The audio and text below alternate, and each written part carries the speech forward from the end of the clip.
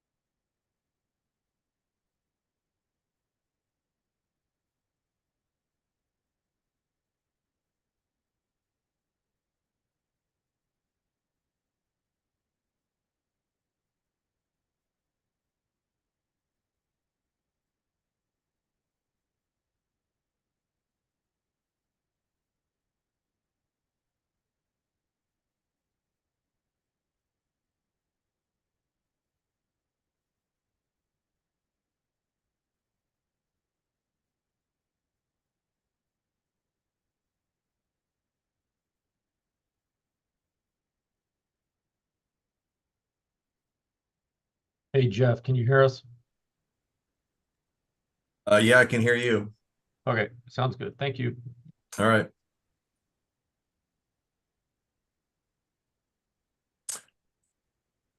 Oh, Greg, I have a question.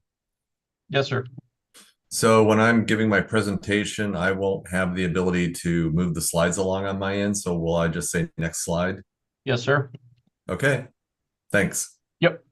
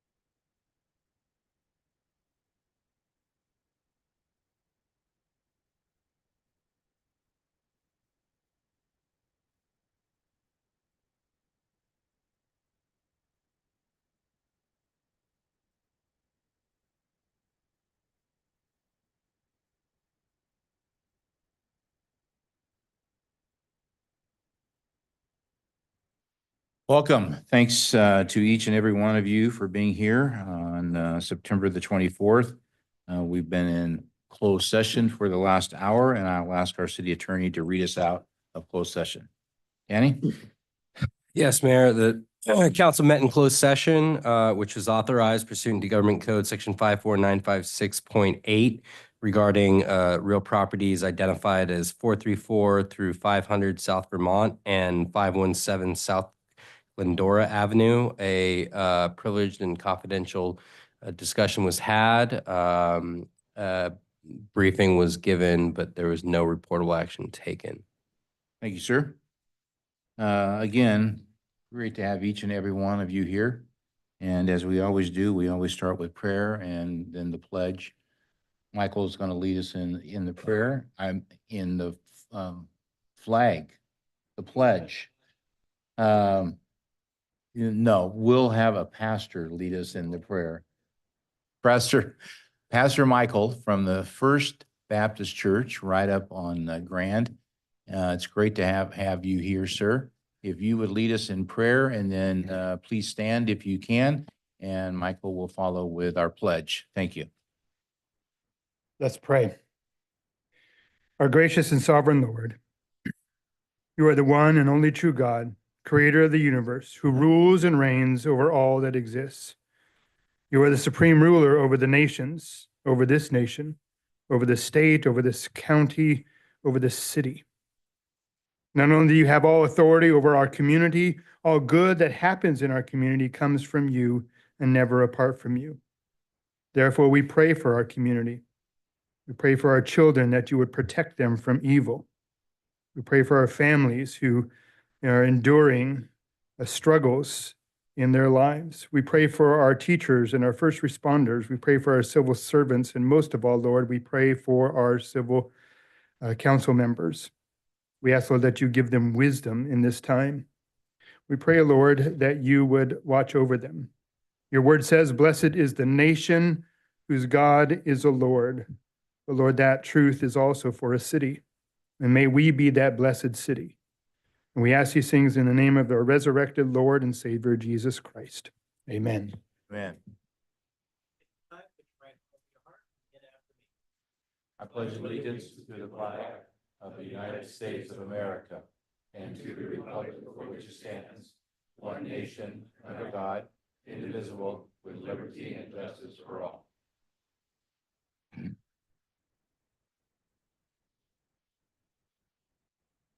Pastor, thank you for that prayer and for the specific things that you prayed for. We appreciate you and the ministry that you have within our city. So thank you. And may God continue to bless your church. And Michael, thank you for doing the pledge. All right. Does anybody want to add or reorder the agenda? No, thank you. Just so everybody knows, so it's clear and no one accuses us of not being as transparent. Number 15, item 15, depending upon when you looked at the what we're going to do tonight, is now number 7, and the consent agenda will be 8 through 15. And for the first time, at least in the history that I've been on this council, we have never ended a council meeting with the consent agenda. So a little bit of a different thing. The reason for that is number 15 needs to be embedded in a public hearing. And that is vitally important because you have a chance to talk about this. So I just wanted to make sure that you knew that. Right now, we will go to the comment period that the public has. As you can see on the wall, there's a specific time frame that we would ask you to stay within. Direct anything that you have to say to me, and be kind. And with that, we will start. First up is Mr. Bob Moore. Bob, welcome.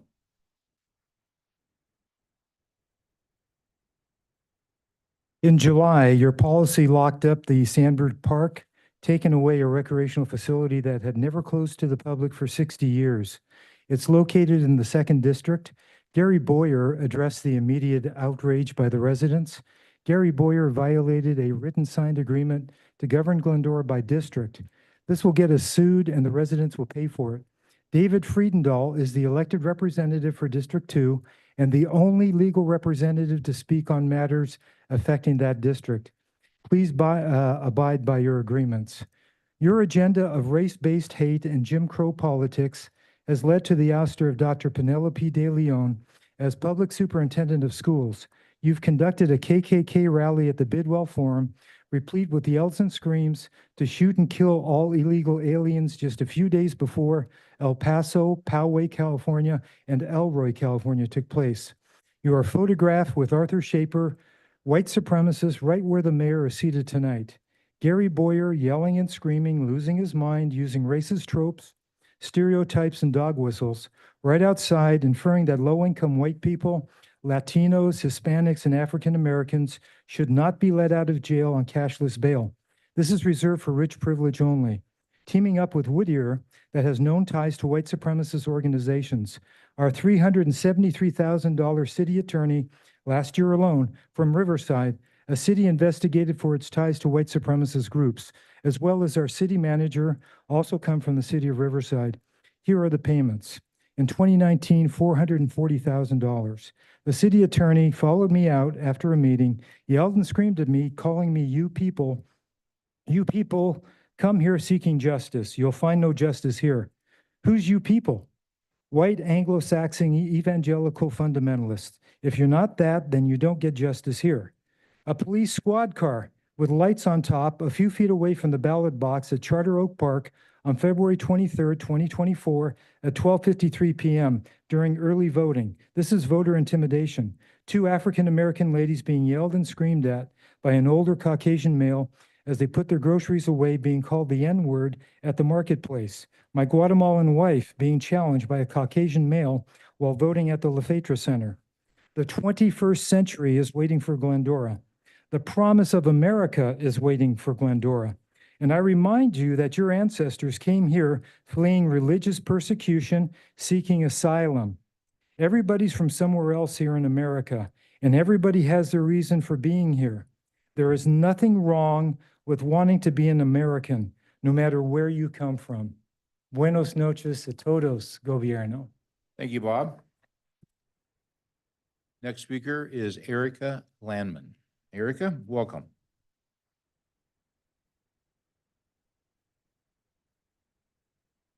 Hi, everybody. Good evening. My name is Erica Landman, and I'm one of the candidates for City Council. And while I've been out walking around, meeting with people, I just wanted to let you know, I'm sure you're probably already aware of these issues, but I'm going to bring it up. Okay, so I told the people who were concerned. Okay, over on Mauna Loa, there's a big concern about the homeless population. I had an opportunity to visit Heritage Park, and I was really saddened to hear that the homeless individuals are going in with like wire cutters or something to cut the chain link fence. They're throwing rocks at the period correct glass windows in the Heritage House, Hamilton House. And they also went and they broke into the shed and they stole all the, not all, well, I'm not sure, all or the majority of the original sprinklers. And more than likely, they've been scrapped. So that was really sad to hear about. The house right near the dog park, they're very concerned because the dog park's not being locked at dusk. And what's happening is that people are congregating late at night in the area. One of my yard signs got vandalized, and unfortunately I had to bother the police department with a report, but it had taken place due to one of the unhoused people in the area staying at the South Hills Wilderness Park on the Mauna Loa side. And it just brought to my attention that, you know, they need to have perhaps increased patrols and also to make sure the gate's locked. Okay, and then over on Colorado, there's a concern with speeding and blowing the stop sign. So I'm sure you've heard about that in the past, but there's a big concern about that. There's a lot of support for a possible nature center, in particular, the Rock House near the foothills. So there's a lot of interest. I don't know if the council would be interested in doing that. Regarding the recent situation of people reporting illegally placed yard signs throughout the city, I guess you guys have been, or the city has been inundated with like notifications that yard signs are illegally placed. And I was just wondering if maybe perhaps there could be a review or sent out, notifications sent out to all the candidates, reminding them where yard signs are supposed to be. I don't know, because mine was reported for being 1 inch off the wall, and Erica, and it's a thank you. pony wall. So, Thank you. Your Thanks. time's up. thank you. Thank you. I appreciate it.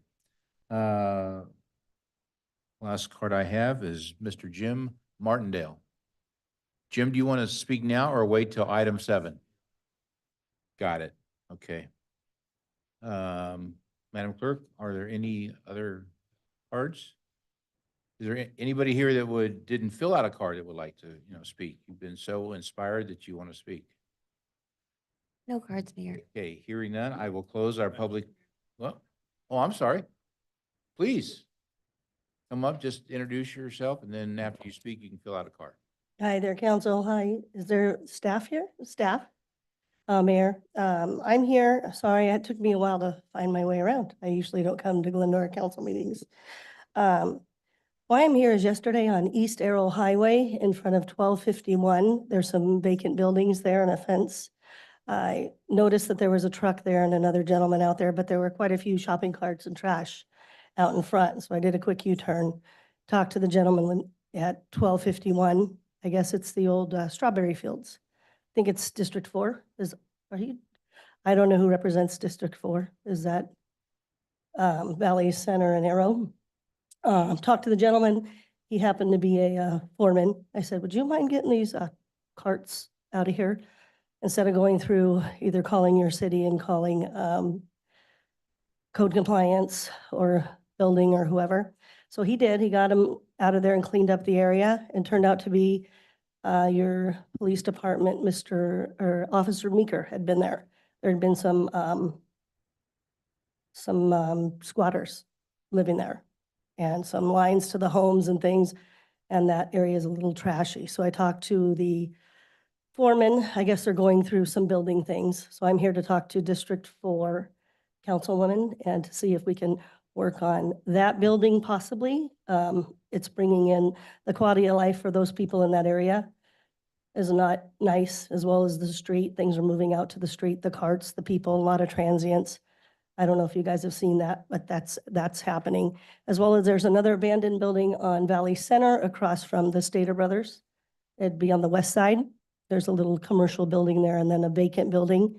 That owner happened to be pulling out, had a chain link fence. He happened to be at the property. So I pulled in. He's doing the same thing. He's having squatters and his roof is wide open. The trusses are trashed, wide open roof. So he's having the same type of squatters. They're not coming in through his gate. Evidently I called all the owners of the buildings and things today. They're having problems with either, I don't know if it's permits or if there's plans being still changed back and forth where you don't like the design, or if there's some other type of stall happening with these projects. But I'd like to see if we can get them going, if they can get possibly their buildings demolished, their eyesores. They're not safe. They're bringing in the squatters. I just built a project across the street at 21332 East Arrow Highway. This beautiful new small apartment complex, new beautiful landscape, wonderful tenants trying to clean up the area and make it a nice corridor, modern. But I don't like that my tenants have this around them. So I'll be driving by quite a bit. I also own another complex on Cienega, brand new 19 condos.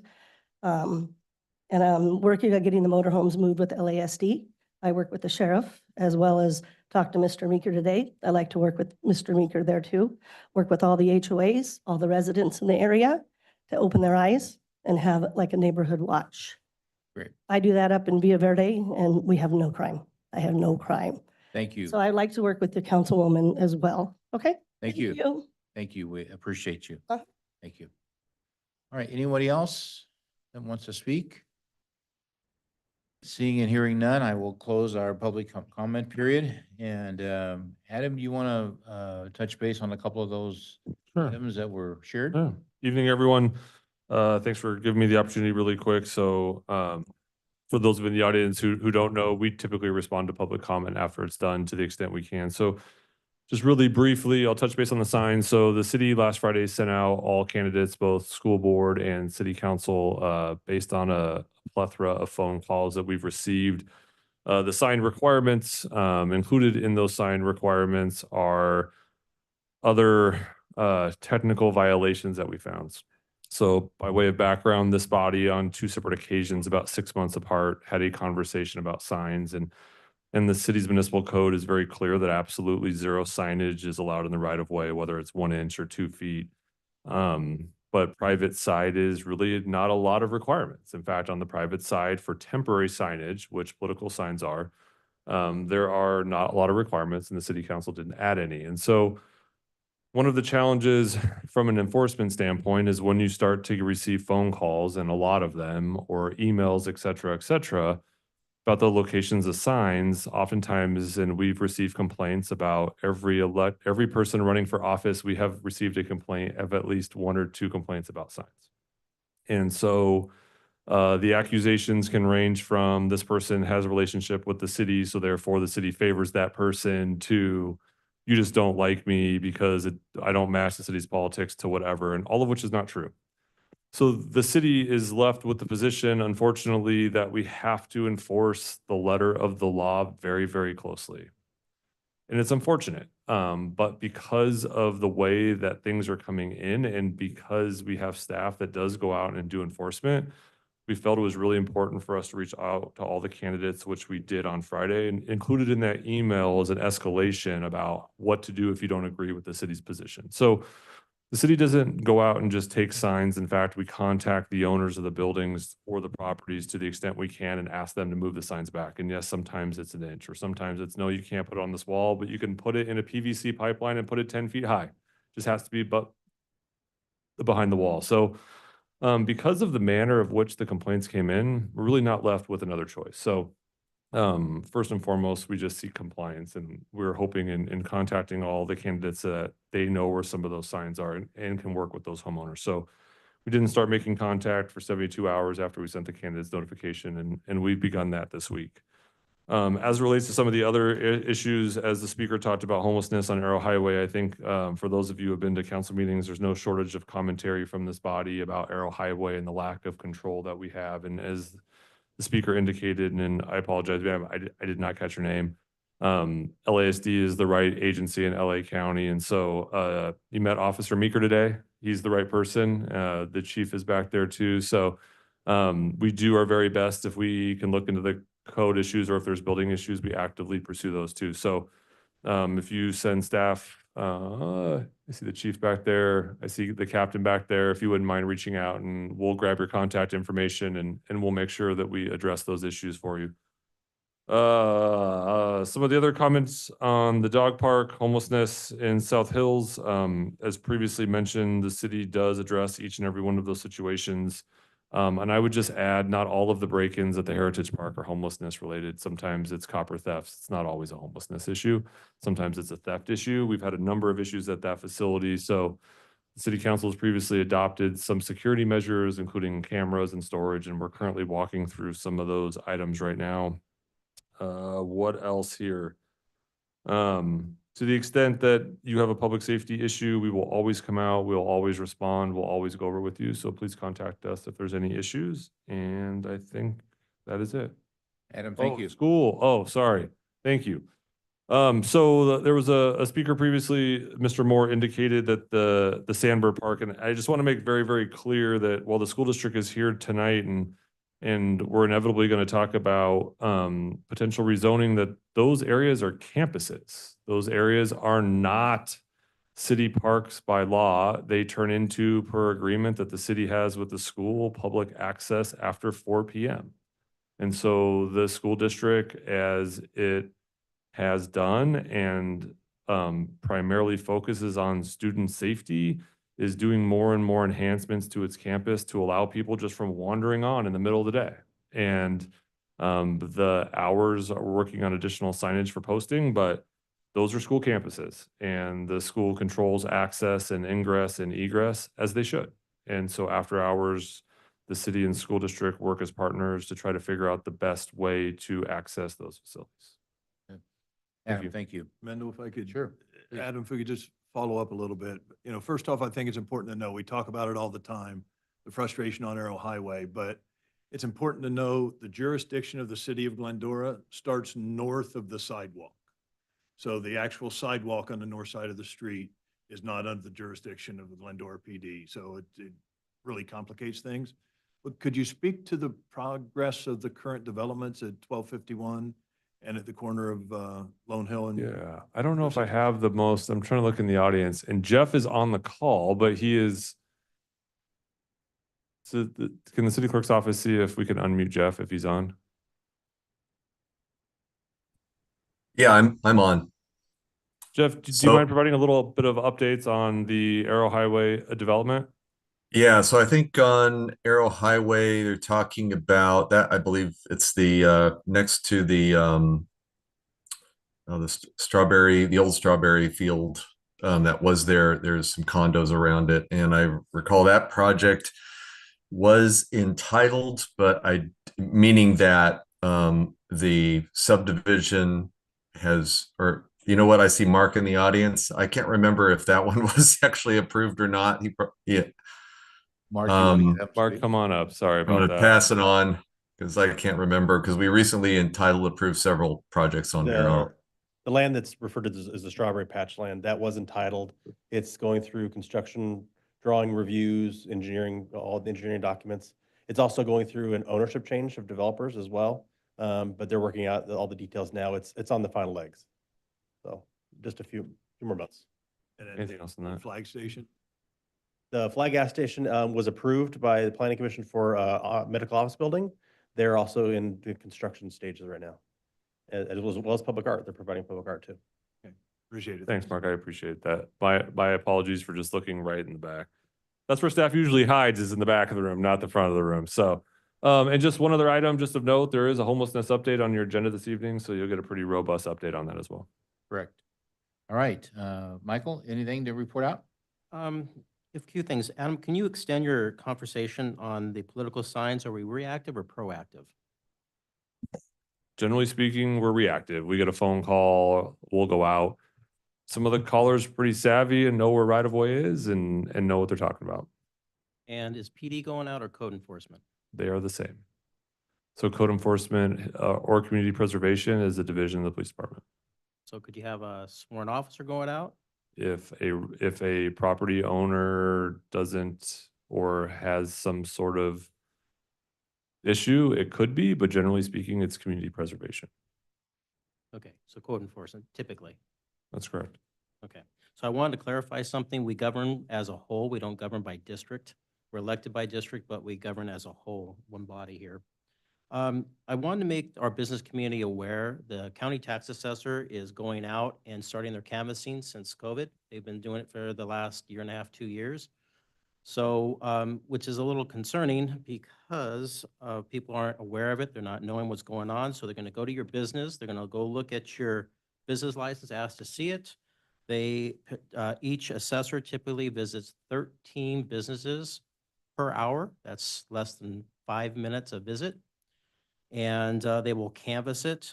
They will make an analysis if it's more than $5,000 worth of assets internally. And if it is, they will probably recommend internally that you fill out a form, which is a Form 571-1, and it's due by April 1st of every year.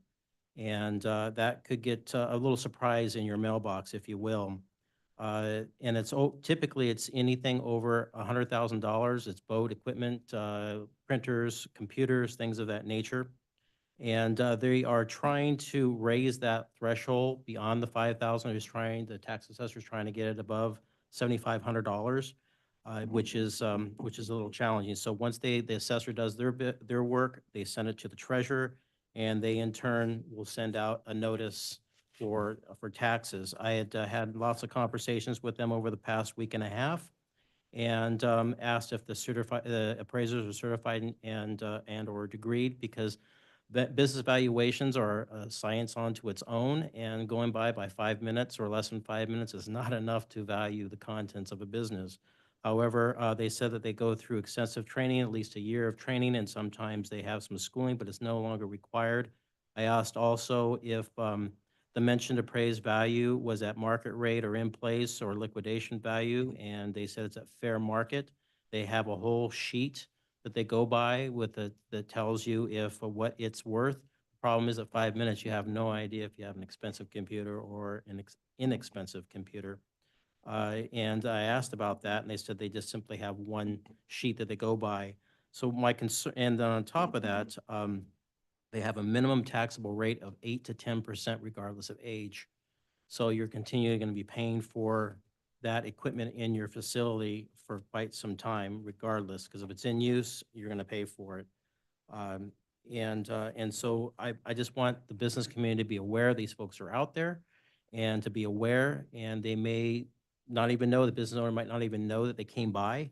Somebody might just let them in, look at their business license, look around, and they're going to get a bill in the mail. Thank you. All right. Thank you, Michael. Gary, anything? Nothing to report, but just a reminder that coming up on October 4th is the world's shortest parade going through downtown. We got the homecoming parade. Be starting at 4 o'clock. It'll be over by 4:10. But come down and support our Tartans, and let's root for a win that night. Thank you. Karen, And nothing to report. Thanks. Mayor Pro Tem David. Thank you, Mayor. As many of you are aware, I have been working with the County of Los Angeles to seek some significant quality of life improvements along our Arrow Highway corridor related to unhoused, parking, and camping issues. Collectively, we have sought to address this matter since June of 2023. And I am very pleased to report that as of last Wednesday, Wednesday, the 10th of September, we have realized for the first time in almost 3+ years, no campers, with strong solutions to the parking violators, creating a safer and cleaner corridor. I think we need to be vigilant to ensure that these results are not lost and that the hard work is sustained. But I would like to extend an enormous thank you to the Los Angeles County Sheriff's Department, Captain Ash and the San Dimas Station, particularly and his entire team, the Los Angeles County Sheriff Department host team, Los Angeles County Public Works, along with the collaboration of the Glendora Police Department, the Glendora Community Impact Team, the Glendora Housing Services teams for their collaborative work and success. I also would like to thank the parties that were assisted with their exception and their cooperation to allow us to help with some resolution to get them into a better quality of life environment than what they were doing. And lastly, for the residents and the businesses for their patience while this process occurred. Let's all work together and hope that their support continues to be sustained. Thank you. David, thank you. Good job. I have just a couple things. One, I just want to say a heartfelt thanks to our chief and his entire team. As all of you know, we had incredible fires surrounding us, and they worked, you can't work more than 24/7, but I know it felt like that they were working more than that. And they worked with LA Fire to keep us safe and keep us current. And each and every one of them put in just an amazing amount of hours. And so Chief, Captain, and whoever else is back there, I hope that you will extend our very best to each and every one of your team, that we appreciate them and we thank them for the excellent job that they did. And that is while they were answering calls, just normal calls. And so thank you. Thank you for an excellent job. And then I also want to let everyone know that the meeting on October 8th is not going to occur. Please, no applause. It's probably, you probably want to, and if you need to, go ahead. But Karen and David and I will be going to Mocha, Japan, to celebrate their 70th year. And as many of you know, we've had a long history with them exchanging students. And this time it's to celebrate just a milestone. And so the three of us are going, some of our staff. It's a working trip, and every day there's stuff planned for us. And so we are all going to be getting back on October the 8th. And we thought it would not be good to have the three of us up here after a 16-hour flight.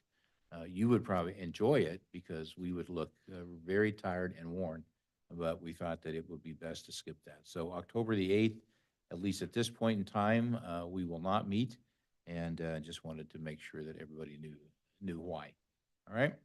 With that, Adam, is there anything else that you want to report? City Attorney, anything? Okay. All right. Okay, we will go to item 3. And the title of this is extremely long. Good grief. So we are privileged to have 4 folks from the school district here, and we're going to be talking about 3 things. Consider the ability to rezone some school sites, make a $2 million investment, it should say, to support the renovation of the Aquatic Center, and update everyone on our SRO. As you know, we do support the schools with an officer. We are expanding that. We want to celebrate that, and we want to update everybody on that. So with that, I know that Jeff Kugel is away on a business trip, but he is here on Zoom, I am told, or if not on Zoom, he's on the phone for sure. So welcome, here. Jeff. Welcome, Jeff. And you are on.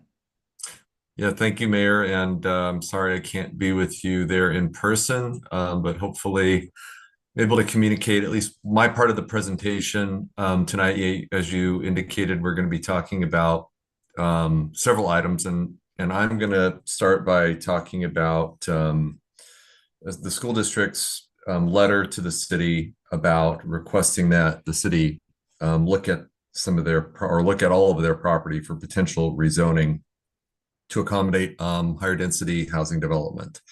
Back in July, the Board of Education approved as an initial step what it appears to be an exclusive negotiating agreement with the Lewis Acquisition Company. And that agreement, a copy of it is attached to the staff report. And then reading it, the exclusive negotiating agreement, or ENA, involves an agreement with Lewis to evaluate school property, and it doesn't specify which school property. So we presume that it means all school property for exchange, and that means some sort of trade between Lewis property they may own or acquire and school district property. So I guess next slide, and I can't see I guess I can see. Next slide. Next slide. All right, so before, previous slide. And one more slide back. Okay, that's correct. So this slide, what we did is went back and after receiving this letter and in preparing this report for the council, looked at or took inventory of all the district-owned property in the city. And there are basically 10 sites. Most of them are schools. One of them is a maintenance yard that the school uses to service its different facilities and has maintenance equipment and so forth. This is a list of all the sites listed by school. And in terms of the existing zoning and how these properties were developed, most of these properties were developed around single-family residential neighborhoods, and single-family residential being the predominant development pattern of the city, for many, many years during the 50s, 60s, and 70s, where many school-aged children lived and continue to live who attend the schools. Those properties all have a general plan designation or designation by the city as a civic institutional use. But because they are in single family zones, they all have a single family zoning designation, meaning that if a developer were to build on the property, the current zoning designation would produce a single family subdivision similar to the subdivision of homes that surrounds most of the schools. And there's a range of single family zones that the city has, and from R1 through various E or estate designations, with the difference between the different single family zones primarily being the difference in minimum lot sizes. The last column on the right, the size in acres of this slide, indicate the size of all of the school properties. Most of the elementary schools, as you'll see, are approximately 8 acres in size, whereas the 2 middle schools are 11 and 12 acres in size, and of course the high school being the largest at just over 36 acres in size. And in sizing the middle schools, I want to let you know that I did subtract out the portion of the properties that are kind of that combination area where some of it's a public park, or at least used part of the day as a public park. So next slide. So as we talk about differences between, in the request that the city look at increasing the density to accommodate a bit higher density residential developed than is currently around most of the schools, we'll see some kind of the fundamental differences between single family zoning and multiple family zoning. One is the size of the lots. Single family lots tend to be larger with modest homes, ample front and backyards, whereas multifamily property tends to be attached or detached with less separation between buildings. Parking, whereas single family parking tends to have 2-car garage, a driveway, on-street parking, whereas multifamily has a smaller driveways, drive aisles, shared parking on site. And in terms of the type of building, the single family buildings are 1 and 2 story. Multiple family zones in Glendora allow 2 to 3 story, 25 to 45 feet tall.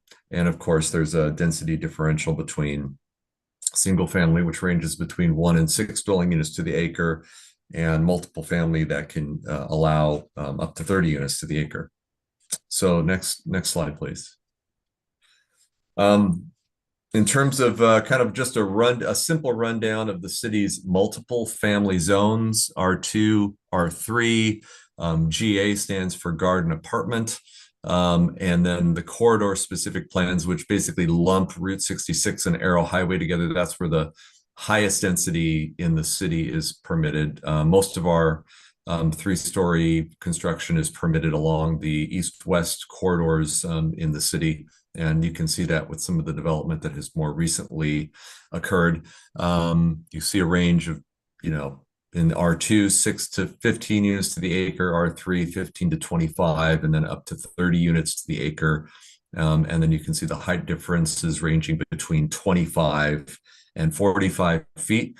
You can see in the R zones, the R2, R3, and garden apartment, there are 25 feet. So that's the same as the height limit in a single family zone. So we're seeing in terms of mass of buildings, similarly sized buildings in terms of height, although they're closer together than the existing single family. And so next slide, please. So I wanted to go through, as the school district is requesting that the city look at upzoning, I wanted to kind of show some examples, both in Glendora and in some adjacent communities about sort of more recent residential development that has occurred at some of these higher densities. And I think it's notable that really, so that the primary development period of single family homes in Glendora and really in the San Gabriel Valley was the 50s through probably the 80s. And then in the 90s, pretty much all residential development started shifting away from traditional single family development to multiple family development. So virtually all of the development applications we see today are in the multiple family range in the city. And that's pretty much true, I think, for all of our peers in the East San Gabriel Valley as well. So, and I wanted to provide some examples of how this multiple family has mixed in so the council can get a feel and provide staff with some direction and feedback to the district as to which way they would possibly want to go.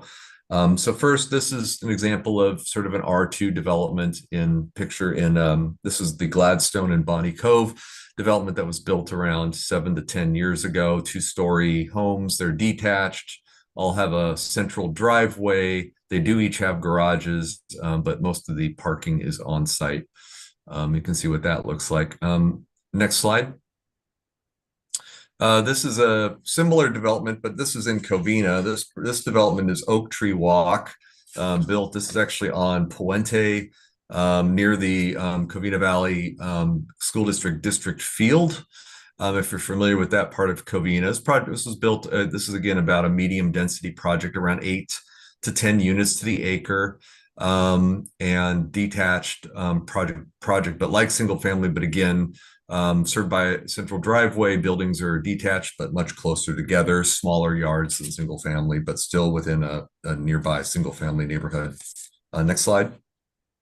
This is a street view of, if you're familiar with the Banna Elementary School site, since we're talking about school sites, this is a site that was sold the last 7 to 10 years by Charter Oak School District. It's just south of Charter Oak High School, and it was a former elementary school site, another about a 5 or 6 acre site. And this is kind of like it's like traditional single family built in the 50s, 60s in Glendora and in Covina for that matter. But homes are a little bit closer together. Streets are more narrow. You kind of get the idea. Next slide. This is going up in density a little bit. This is the Bougainvillea in Glendora, which again is in the middle of a single family neighborhood. So unlike the previous 3 slides, which are detached units, these are attached units. These are still, I think, 2-story. So they're still about 25 feet, maybe a little bit taller. I'm not sure of the specs on this particular project. This project was built in the late 80s, about 88, 89. And it sits in the middle of a single family neighborhood, and kind of to see, and it's about the size of one of the school sites, maybe a little bit smaller. So you could see how something like this might blend in. And it seems like this development's pretty well liked. Although it sits in the middle of a single family neighborhood or is largely surrounded by one. Next slide. This is an even older project in Glendora. This is the corner of Lorraine and Foothill. This is in a garden apartment zone property. So this is these are apartments, 2-story, 25 feet tall, between 10 and 15 units to the acre. While it is on a busier street than the Bougainvillea and on a corner, it still sits within a single family neighborhood. And so you can see how the 2 types of housing can sort of pretty seamlessly live together if you decide to go in that direction. Next slide. This is a 3-story project development. This is in San Dimas. This is San Dimas's Avalon project, which is on near the corner of San Dimas Avenue and Bonita. You might be familiar with it, just behind the relatively new shopping center on the corner of Bonita and San Dimas Avenue. And this is also, again, surrounded by, there's some multiple family in the area, but there's also single family. And so this gives you a sense of what that kind of looks and feels like as well. And last slide, this will be the last one. The next slide. This is another development on a school site, but this is in West Covina on Roland Avenue, just west of Azusa Avenue. This was I think this was I think it was a Covina Valley school site. That was an adult school. I think it was an adult school, and it was on Roland Avenue. And this was actually Lewis acquired and entitled the property with the city of West Covina, and it was built by Lennar, I believe. I remember we did go look at these homes. These are attached townhomes. They're 2 and 3 stories tall, probably around 35 to 40 feet in height. Again, and this is probably around, I'm going to ballpark it, look based on the type of project, it's probably around 16 to 18 units to the acre. So you can kind of see what this feels. So this is my last slide. And before I turn it over to John Aguirre to take over, again, I think it might be premature to, sort of in staff's opinion, to commence rezoning of the sites, but I think what the school district is asking for and what seems appropriate is that the council gives some sort of indication as to how open they would be to rezoning for multiple family, which is appropriate, especially given the fact that in the current market, it's producing 50s and 60s style single family housing is not something that the market is providing in this area and hasn't for many years. So I would think that I think it makes sense that a developer coming in would probably ask for some type of rezoning for the sites. So I'll conclude my part, and then I think the Recreation and Human Services Director, John Aguirre, is going to take it from here. Thank you, Jeff, and John is approaching the mic, so welcome, John. Good evening, Mayor and Council. I'm here tonight to talk on the Aquatic Center. The Glendora Unified School District is requesting that the city consider making a $2 million contribution in the support of the renovation of the Aquatic Center at Glendora High School pool. The total renovation for the Aquatic Center is estimated between 6.4 and 7.2 million, which would include the full renovation of the existing 25-meter pool, surrounding pool deck, bleachers, and the locker room facilities. As there is no requirement for the city to contribute to this CIP project, the city has set aside already $600,000 in the capital improvement fund, but meeting this request would require an additional $1.4 million towards this project. The current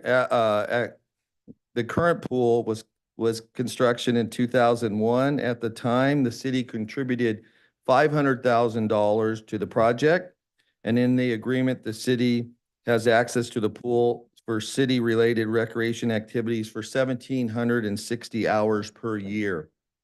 The city's summer swim program, roughly 8 weeks, totals about 240 hours per year. The city has agreed to reimburse the district proportionately for the amount of use for our summer swim. And with each of our summer swim registrations, we take $10 off each registration and set it aside to pay that proportional fee. Next slide, please.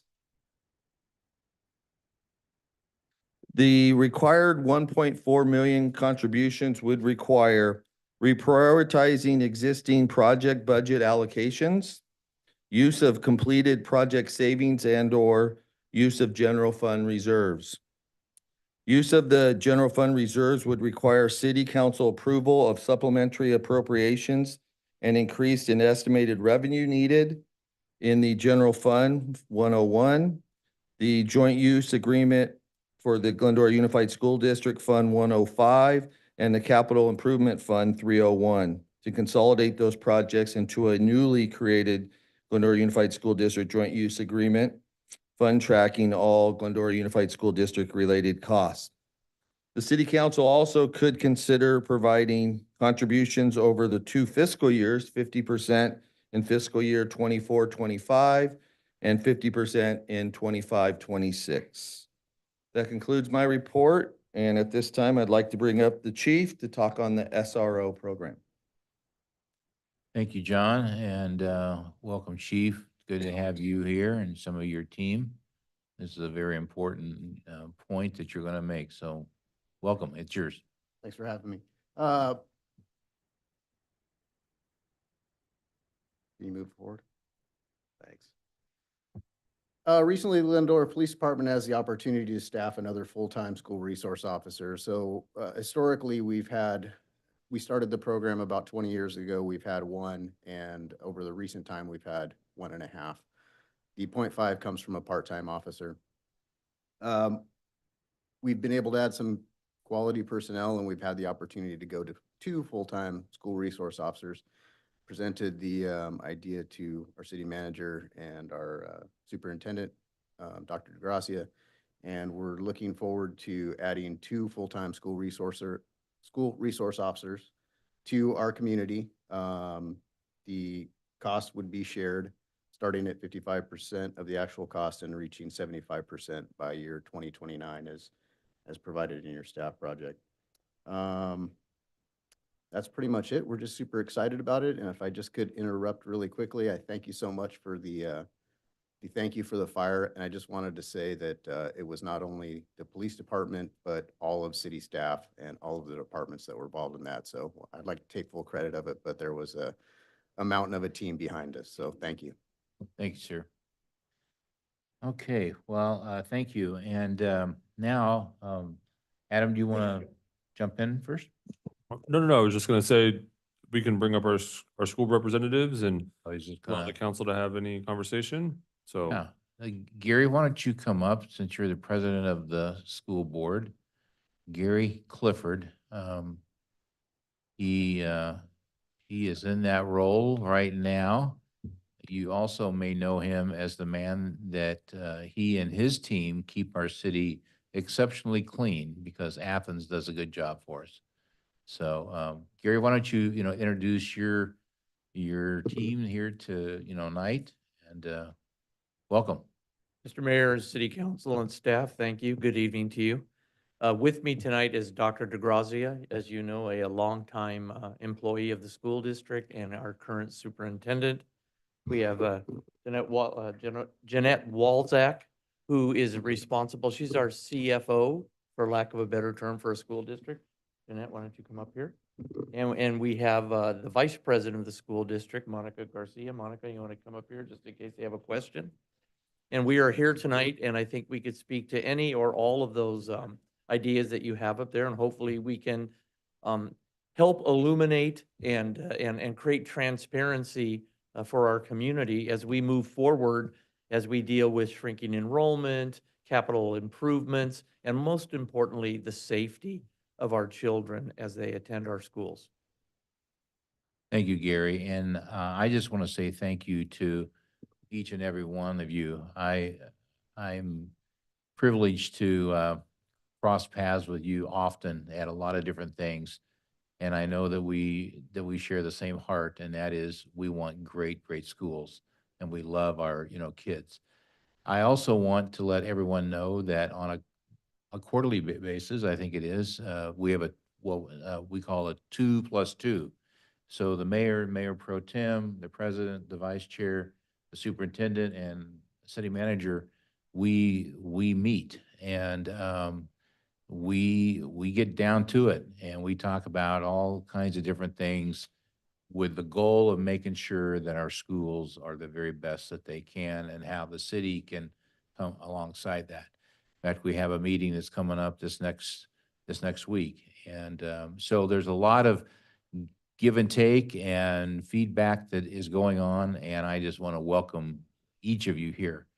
So I don't know who's going to speak. Is Dominic, are you going to speak? Sure. Okay, Doctor? And if you'd like us to address each of the topics maybe separately, would that be good? And Jeanette can jump in. But first on the pool, I would say that the pool's almost 25 years old, so it's definitely reached its age of maturity, let's say. Pools last 20 to 25 years, and the deck is crumbling, and it has a lot of needs to be addressed. Many more needs than originally thought.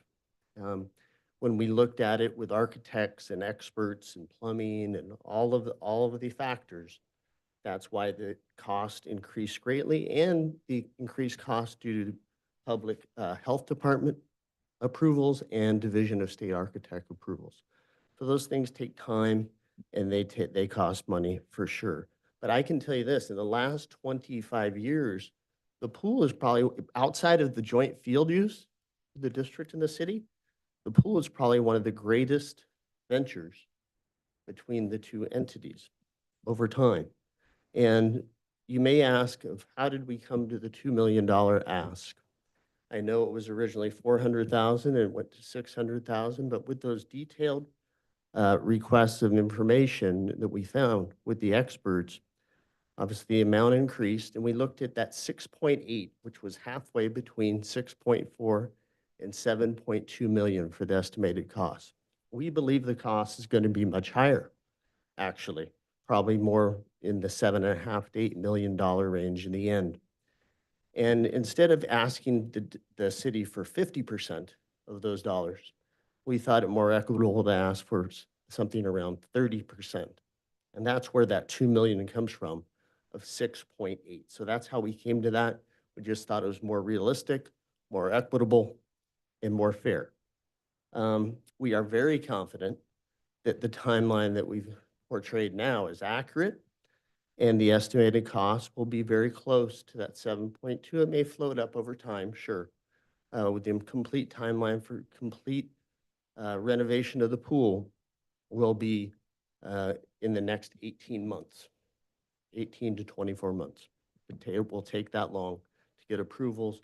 Actual construction will take 8 to 10 months. Jeanette, if I'm missing anything, you tell me. All right. And then in terms of rezoning, and we started we have the ENA, exclusive negotiation agreement with Lewis. And so we went with that. And it's an opportunity that we have under the district surplus statute. It's an education code. And the district can consider something like this in terms of surplus. And so it allows us for some efficiency, some streamlining, more favorable avenues and return on our investment, and our opportunity for ongoing revenue streams. Neighboring districts have been successful with such programs recently, and we've seen that. It's an option for the district to consider. It is not an absolute. This is something we're just looking at the possibility of. If it works for us and everything makes sense, then we'll move forward. Looking at all possible options, especially to the severe decline in enrollment in our school district for the last 10 years. And thankfully, we can hopefully stop saying that this year. For the first time in 10 years, we haven't declined. We haven't. We had expected a decline of 300? 300 students. We actually have increased students this year. So we didn't experience the decline that we had projected. So that's one of the ideas and thoughts behind rezoning. We asked the city council for the general request, as was described.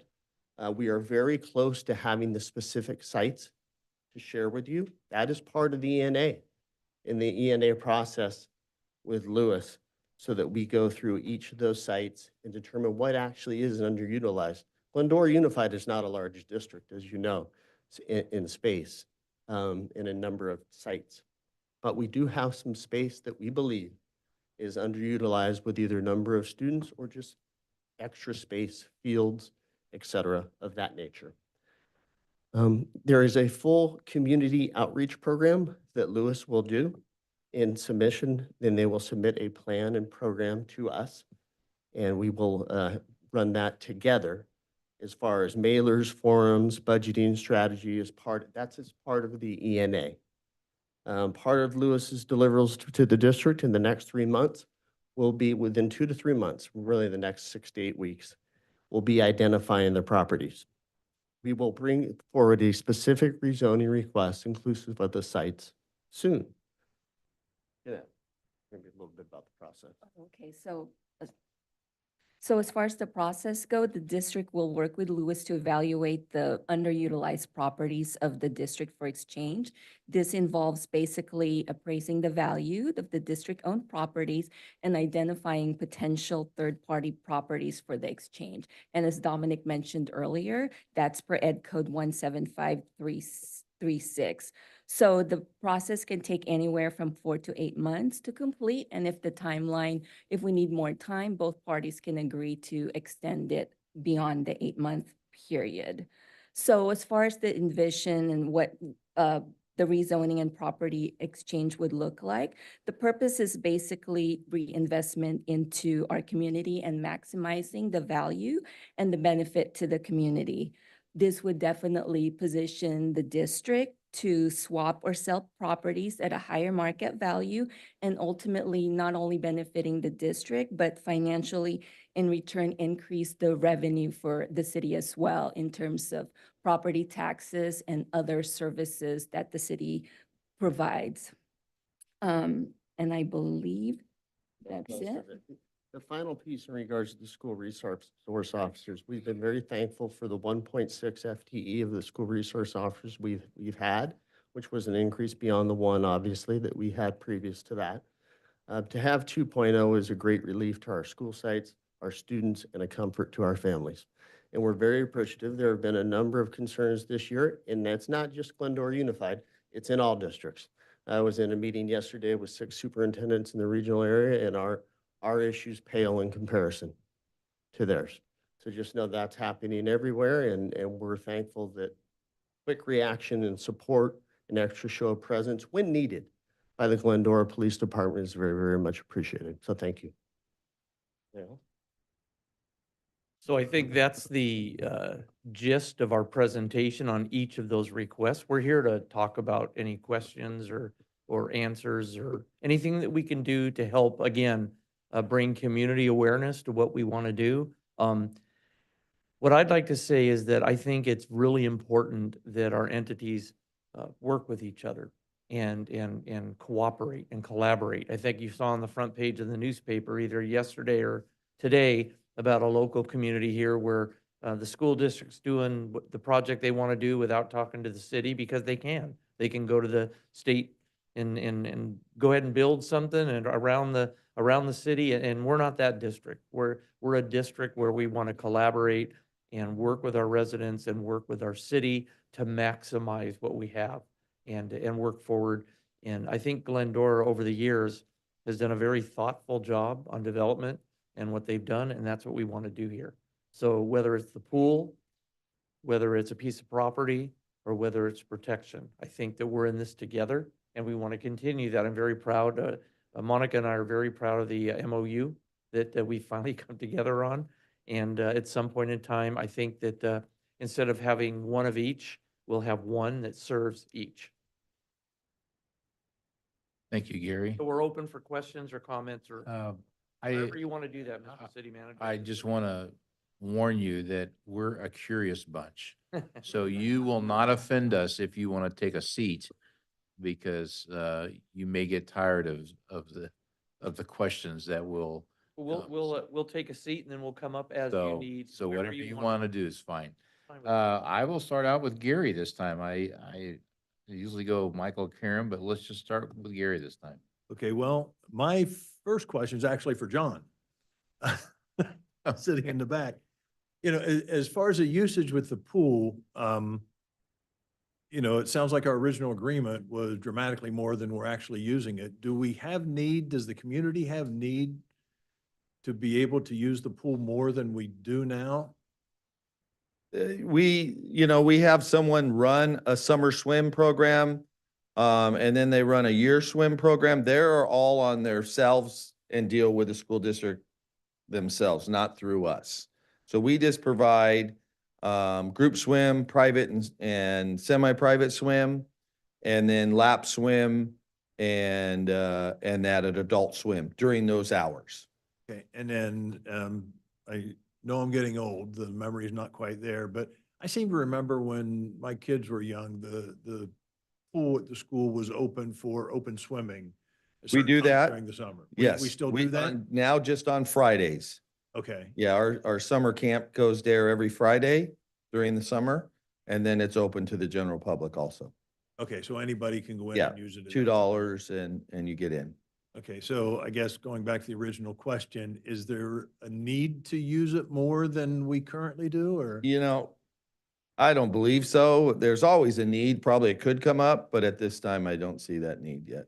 John, is it sort of fair just to go over when we were sort of asking it, it seems like a lot more that the private programs that use the pool that are not the city or not the school are partnering with the school directly. Historically, those used to be partnering with the city, and as time has evolved and partners have changed, those groups more directly contract with the school Yes. district. So there goes, I think, some of the other need outside of the normal programming that we have. Yeah, the Glendora Ducks used to be under our kind of wing, and then they went on their own. They used to move from Citrus back and forth to Glendora. Okay. Just water off his Then- back, yeah. Yes. The other question I got for Dominic or Jeanette is, as far as the additional funding, if we're talking about $8 million, even though we do $2 million in, that's $6 million. You know, funds are tight everywhere right now. Do we have the ability to fund the rest of this project? Yes, we do. So we have various funding sources. One of the funding source we would be utilizing is what we call the developer fees. Another funding resource would be what we called Fund 35. And basically, that was the leftover fund from when we did modernization of the school, of our school sites back in the early 2000. And so we've consulted with our auditors if this is an allowable use of the funds. And as long as it is construction type, such as the pool remodel, we would be able to use that fund. So that's roughly $3.5 million. And then we have funds available in our developer fees as well. Yeah, when you say developer fees, it's fees that you already have in hand? Are they fees based on? It's fees, basically what they call the school fees. So anytime somebody does Right, like right, an ADU, so that's part of that. Oh, I guess my question is, that has nothing to do with the rezoning and the selling of it? No, not at all. That's separate. Okay, those are the only questions I had about the aquatics. We want to do all of them? Sure, Okay, sure. so I guess when it comes to the zoning, you may or may not know, we've been through this twice recently, once with Charter Oak School District and once with the Azusa School District, the property that's owned here in the city of Glendora. And so were other developers involved in the conversation before an ENA was signed? I mean, was that No, I mean, we've come to talk to Lewis. We knew of their work from nearby districts, and we worked with them to put together the ENA. Okay. Again, I believe we just recently, and we haven't completed it yet, but we've been working with the Azusa School District on the old adult school site. And it appears as though that process was much more beneficial for the city and for the district than what we went through before. Have you guys had conversations about that process, and, or are we doing like a third process that we're in the middle here?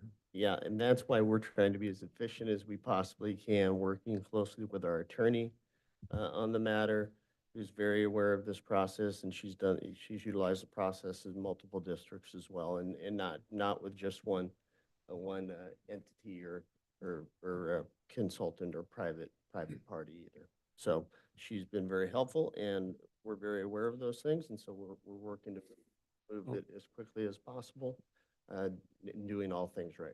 I just wanted to clarify one point, and I think the question the council member is making is, so when Azusa Unified went through their committee process and went through and they selected an RFP, Yeah. the city was able to comment and do an addendum to the RFP with the developer. So the developer specifically knew that the city would have some requirements on the back end for a request to rezone property.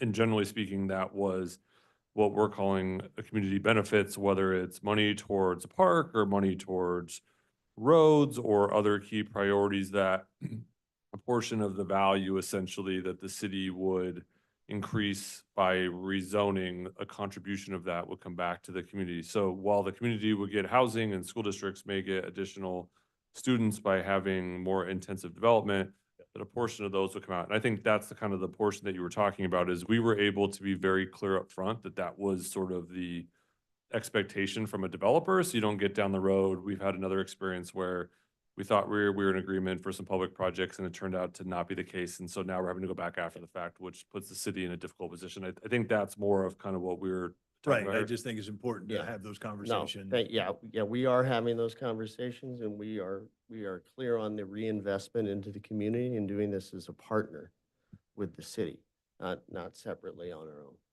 And then the last question I have is, and this is just a curiosity, it has nothing to do with, but when you go to sell property, can the funds be used for operations, or do funds, I seem to remember that when property was sold, it has to be used for capital improvements for the district. That's correct. So once the properties are sold, or in this case, an exchange, so any funds that remaining from the exchange will be put in a separate fund and used for capital improvements. I know you need the money for capital improvements and for operations, so wherever it'll help will be a benefit. Those are the only questions I had at this time. Okay. All right. Thank you, Gary. Karen? Well, Mr. Boyer asked two of my questions, so thank you very much, sir. No, I was just curious too about that community benefit. I mean, it goes without saying that we need housing and we need affordable housing and we need to bring families to town to benefit the city and the community as well as the school district. So I think the rezoning is a no-brainer, but just trying to understand how we can go about making this beneficial for the community and the city and the school district. So that question about that agreement and making sure going into it that the developer knows that there's some expectation from the community and the city's end of it, I think that would be helpful to us. And I think that has been made clear to them already. And certainly this could be a win-win. Obviously, if it's housing, and that is the forethought, possibly it'd be housing of some sort, that could generate students. We have been, as I said, a decline in enrollment for 10 years until this year finally. But we need to have enrollment, and we need funds to assist our other facilities in having them match the expectation of our parents and the education that our students deserve. Yeah, and I was on that committee back in 2001 with the pool, and it seems like a long time ago. Yeah. And, the hopes and dreams we had for the community as well as the school district to use that. So I know it's in dire need of some TLC, but just trying to figure out that $2 million. I know that Mr. Geary gave us a couple of different options of looking at that. So I'll be interested to hear what my colleagues say of how we address that. So thank you all for being here tonight. Thank you. Thank you, Karen. Michael? Thank you, Mendel. Has the school district read our staff report? Yes, Yeah, and the board? believe so. Okay. So I have, in my opinion, I have a little concern. We're 42 days out from an election and that we're having this conversation now. I'm just putting that on the record. But, here we go. The reason why I asked about the staff report is because I use the forward-looking or the public-looking staff report. My colleagues use something else that their page number is a little different, and I like to use page numbers for reference. On page 9, the staff report says that the reason for the request is because of declining enrollment, which you had brought up. Why is our school district experiencing declining enrollment when the private schools have a waiting list? As far as declining enrollment, about 80% of the schools across the California are experiencing declining enrollment, and we believe that the private schools may have some waiting lists going on, which started during the pandemic, because some of the different policies that were instituted by public schools. I believe that's one of them. But I believe as far as the school year is concerned, we saw an increase in our enrollment, and part of it is some of the students that have left the district that went to private schools or out of states have moved back into our district. And it's not unique to Glendora, the decline, it's across the states and across the region, for sure. And I would just add from the city side, we've shared the statistics with this council on economic development. The community is 20 years older than it was 20 years ago. And while people are having kids late, they're not having kids that late. And so our community, look at the people in the audience today, and you don't want to leave. Why? Because it's a great community, right? You want your kids to move back, and that's the problem. And so, Just to add, 75% of the homes in Yeah. Glendora do not have a school-age child in them currently. that's the biggest issue, right? And people are having less kids. It's those two factors involved when we look Look at the this 5 position. people on the dais. There's no school-age children up here. So, not personally, just with their actual kids. So, so I think that's part of the challenge too. And we hit the same issue with economic development too. You know, it's the challenge we have, and I think why housing, but it's the philosophical question on education as relates to economics. I just want to be clear from the city side is we fully appreciate and understand that the community is 20 years older than it was 20 years ago because no one's left. That's okay. So I think the city has proven in the past that we've been a pretty good partner for the school district. Yes. So it brings me to my question of kind of why we're here this evening is you're asking for, our thoughts on rezoning and things of that nature. And I'm sure that early consultation with city staff, you can work through those issues. But why aren't you going to identify early, before we would have a meeting like this, identify a property earlier, work with staff, and then go through some of these issues like they've done with the city of Azusa? Why do this now? I don't understand the process. I think we wanted to get the general thoughts of the council, and we are right in the middle of the process in the ENA. We're close on one and waiting for information on the possible other 2 or 3 that they're identifying as underutilized spaces. So once we have that and we've had all of our conversations with appropriate staff, then of course we would make that public and bring our requests directly to you for the specific sites. Okay. So we just signed a few months ago the master use joint agreement that's been in the works for like 7 years. Maybe longer, yeah. Maybe longer, maybe longer, before my time, I'm sure. And in that agreement, there's $600,000 specified in there. Why didn't this request come up at that point in time? And now, why now? Prior to that time, let me just start over. So what we did was a few months ago, probably around December, we decided to put together a team of experts, architects, electrical engineers, civil engineers, pool designer, to get a better idea of what really is the scope of the project, what we need to do, the timeline, and most importantly, the cost. So as far as the estimate of what it was going to be before 1.2 million, I'm not quite sure how that came about, but just moving forward, we felt that that probably was not accurate cost. So that's when we decided to do the legwork and get a better cost estimate. And originally they were looking at doing some of the work in phases. We're looking to get it all done. And also too, I just want to add, I believe with that with the original cost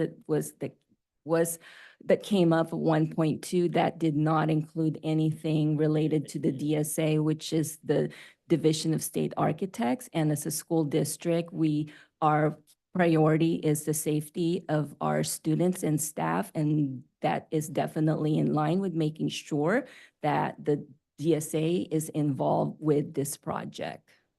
So how long have you been in this process knowing the pool needed to be repaired?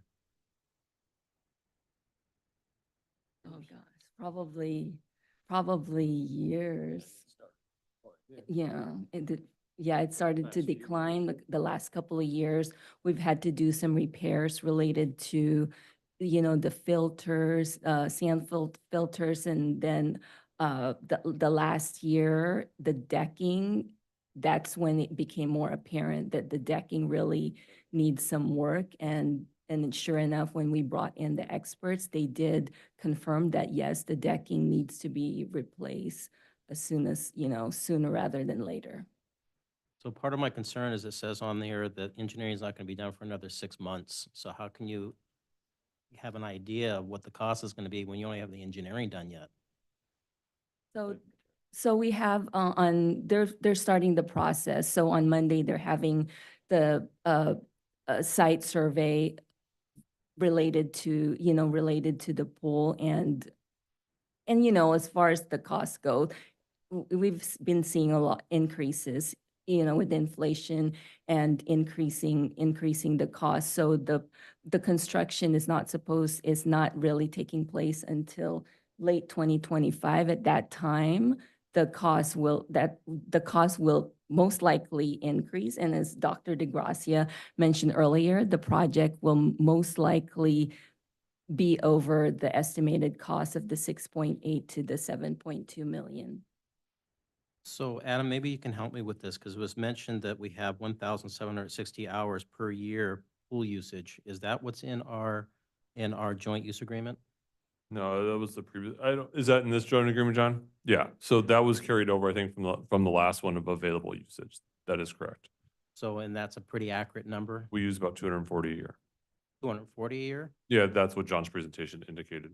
Okay, out of the 1,076? Yeah, that came from the Surplus. previous language in the previous contract, and John's agreeing with that. So from 2001, when the city used to do more of the sort of engagement and or pool usage, but some of those hours have transitioned to a private party, which contracts directly with the school district instead. So we're not using the max we have in our agreement? We're not. Okay, so realize that if we were to give you the 1.4, we'd have to take it from someplace else, and you know how important our roads are, because we hear it every day from our constituents. That might be a bit of a challenge. On page 12, it talks about how the city set aside $10 per registration per use on this. And it looks like, I don't know how much it's accumulated. Maybe staff can let me know, but I understand that the school district has not billed the city for it. That's correct. That's correct. How much are we talking about, Adam? John, about $80,000 maybe? Is that about right? About $80,000. It's not a ton of money when you consider CPI over the past 10 years, yeah. But still. Instead of 1.4, it's 1.3. Sure. Hey, our banker here would appreciate that. Let's see. I would just add on that, as administrations have turned over and as people are new places, when questions come up, we dig deep, and we're thankful we have some staff that have been here for a long time and able to sort of ferret some of that stuff out. And we learned things that we didn't know before. So I'm sure they won't miss the chance to bill us for those services again. So that's forthcoming this week? I think, Right. I talked to Jeanette, I think she already wrote us the bill, so I think we're already there. So let's make a deal. We'll just pay half since you haven't asked for the full. So at the candidate forum, it was mentioned for the school board, it was mentioned that you've received about $2.5 million in grants. And are you out there looking for more grants? You have an arm that works to try to get more grants. I mean, over the past 5 years, the city has garnered about $60 million, I believe, in grants. We've been very active in trying to secure grants. We just recently received one it was nearly in the amount of $1 million, and it was for mental health and to support our student support specialists and continuing them at all of our school sites, and that is at every grade level to support the mental health of our students. Many times our district does not qualify for the grants, unfortunately, due to the requirements of percentages of income or socioeconomic status of the district. Many times we're not eligible, but we're as active as we can be and securing as many as we possibly can. We've secured some for the Spartan Garden Grant, some other mental health 360 grants from the county, and we apply to as many as we can, private or public. You have a special unit that goes out and applies, or just staff? Just staff, everybody's involved. And I just kind of want to piggyback on what Dominic said regarding the funding that the school district receive. So anytime there's grant out there, so they're really looking at what we call unduplicated pupil count, which is foster kids, homeless, or EL students. So usually, a lot of the times, it's you have to have 50% or more. And here at Glendora, we're roughly at about 30%. So it's really unfortunate that we don't qualify for a lot of those grants. And also because of the funding model from the state, that local control of funding formula, because of that as well, we're not getting the additional funding concentration grants that our neighboring cities do receive. So just as a little fun fact, I think around 2017, Gary, you can correct me wrong, you and Councilman Boyer here worked out a deal to basically save you folks between $100,000 to $110,000 a year in trash services that the city now picks up, or the ratepayer. Is that correct? About 2017, around there, when we had to redo the agreement? Sounds about right. Yeah, the city picks, yes. So little fun facts. We're already giving you money, so it's close to about $1 million probably by now. So can we put that also on the bill? With appreciation. Yes. Thank you, Mayor. That's all I have. All right, David? Thank you. Quickly, I support the SRO program and congratulate you on that, and the police department's ability to serve that is welcome. That's good. The pool thing on the money, I don't know, I'll come back to that. I think on the rezoning opportunities, as we look at whatever properties are ultimately identified and recognizing that they're not clear yet, that makes sense. But we would certainly look at, for the ability to rezone, some of those community improvement incentives, as we've talked about, because that might be where some of this pool opportunity funding could come from. Without that, then we're stretching and scratching as well, and that's tough. So if, the developer needs to look at that and realize we hope to expect something like that. There was a comment made about exchange for private property possibilities in lieu of a sale of a property. How would we ever include a community improvement fund benefit or public benefit out of a property exchange? As far as the exchange, so what we're looking at is once with the exchange transaction, it gives the district an opportunity to have a steady or an additional revenue stream as far as that's concerned. Okay, but so I see that as a missed opportunity for a community improvement fund opportunity as a benefit of the rezone to raise the value of the property. Mr. Clifford? So excuse me, sir. In that particular case, the school district may swap a property where we would be able to gain a property that had maybe some income, but that property would be swapped for one of our properties. And if that property was a 10-acre site that was near one of your corridors, then that developer would work with the city, if that was zoned properly, to build a nice multifamily dwelling there with benefit for the city. So we would swap those properties. We would own another piece of property, the developer would own that property, and the developer would work with the city to develop that property in Glendora. And it would be like any other development that the city would be going through, and you would be responsible with that developer for that, with the incentives that were created by the current zoning in comparison to the new zoning that would come, as the city manager mentioned earlier. It's our opinion that would be more insightful to do that zoning up front. It's instead of at the end when that's happening at the last minute, correct? Is that what you were trying to say, Adam? I think the Mayor Pro Tem's question, if I may try to use slightly, I think what the Mayor Pro Tem was asking is this: hypothetical value let's say a property as is $1 million. Yes. And so a swap transaction, if rezoned, let's call it $2 million. So is it the school district's intent to take the $2 million value for a property swap? Or is it the school district's intention to say, take $1.5 million property swap, knowing that there would be a public benefit opportunity for the other amount? Let's call it $500,000. Does that That make would be, that would be the intent in the sharing part of this reciprocal agreement towards the city. That is correct. Is that your question? Yeah. Okay. Okay, so we And don't- it could be more than that. It could be in cash, it could be in bone. There's so many different ways that incentive could come.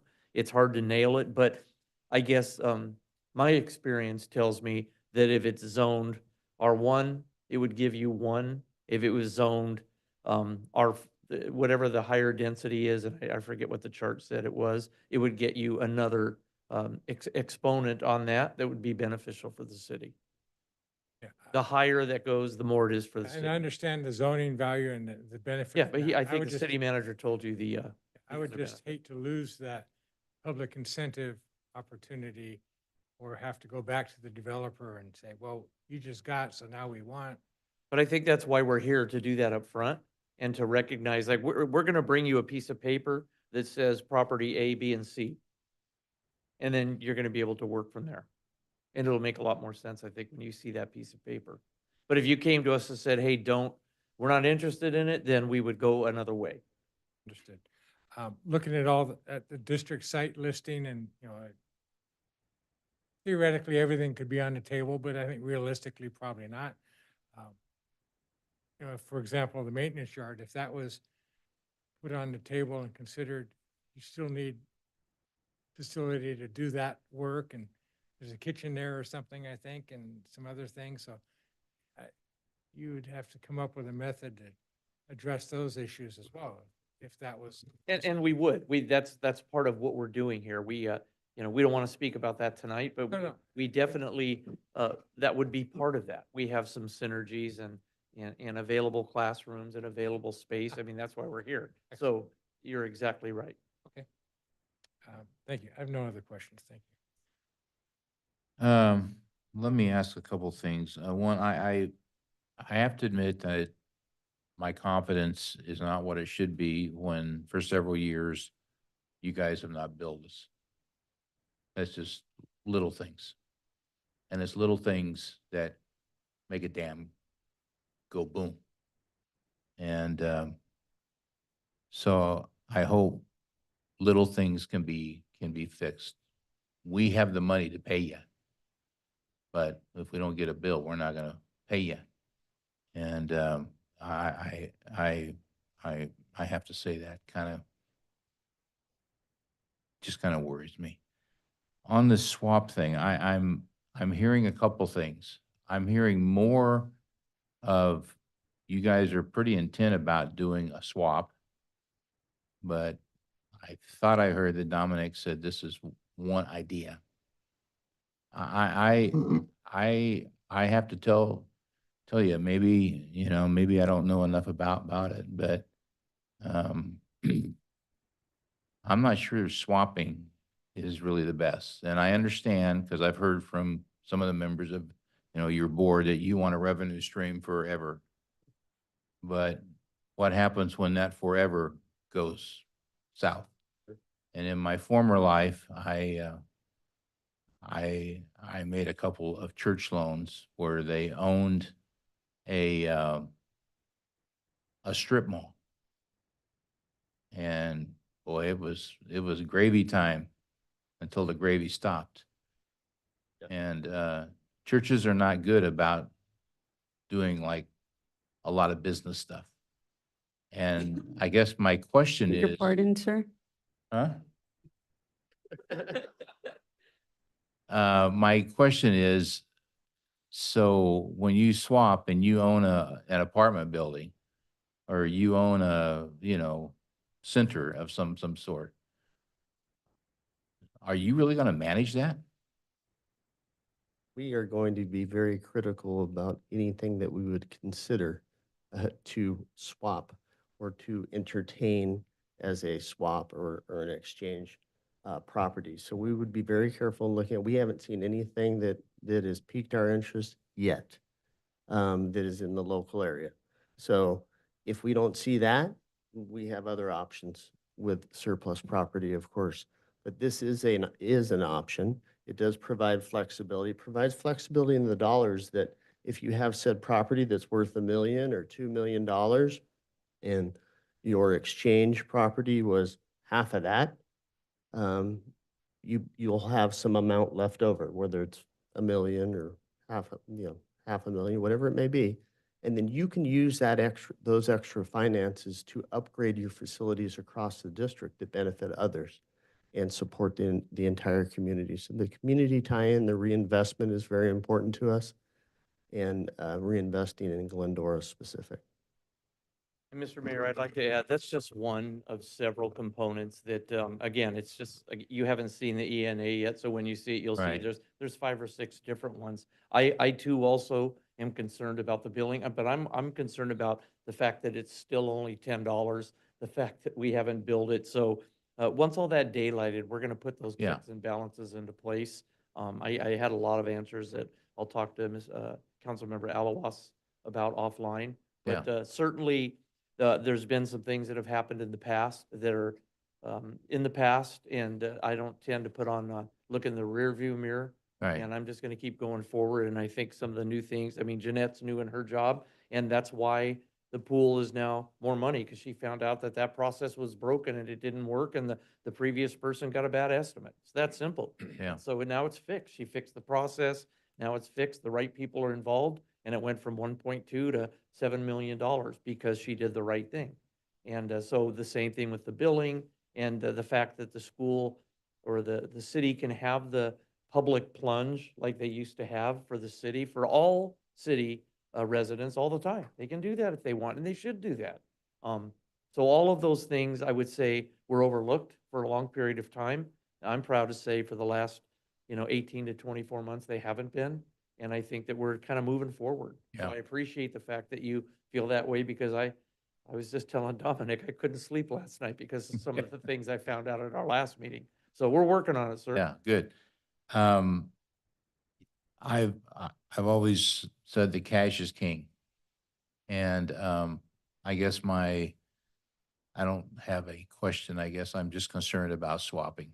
I'm not convinced that you're going to get the buck that you think you are. And we all need to stay in our lane that we do good in.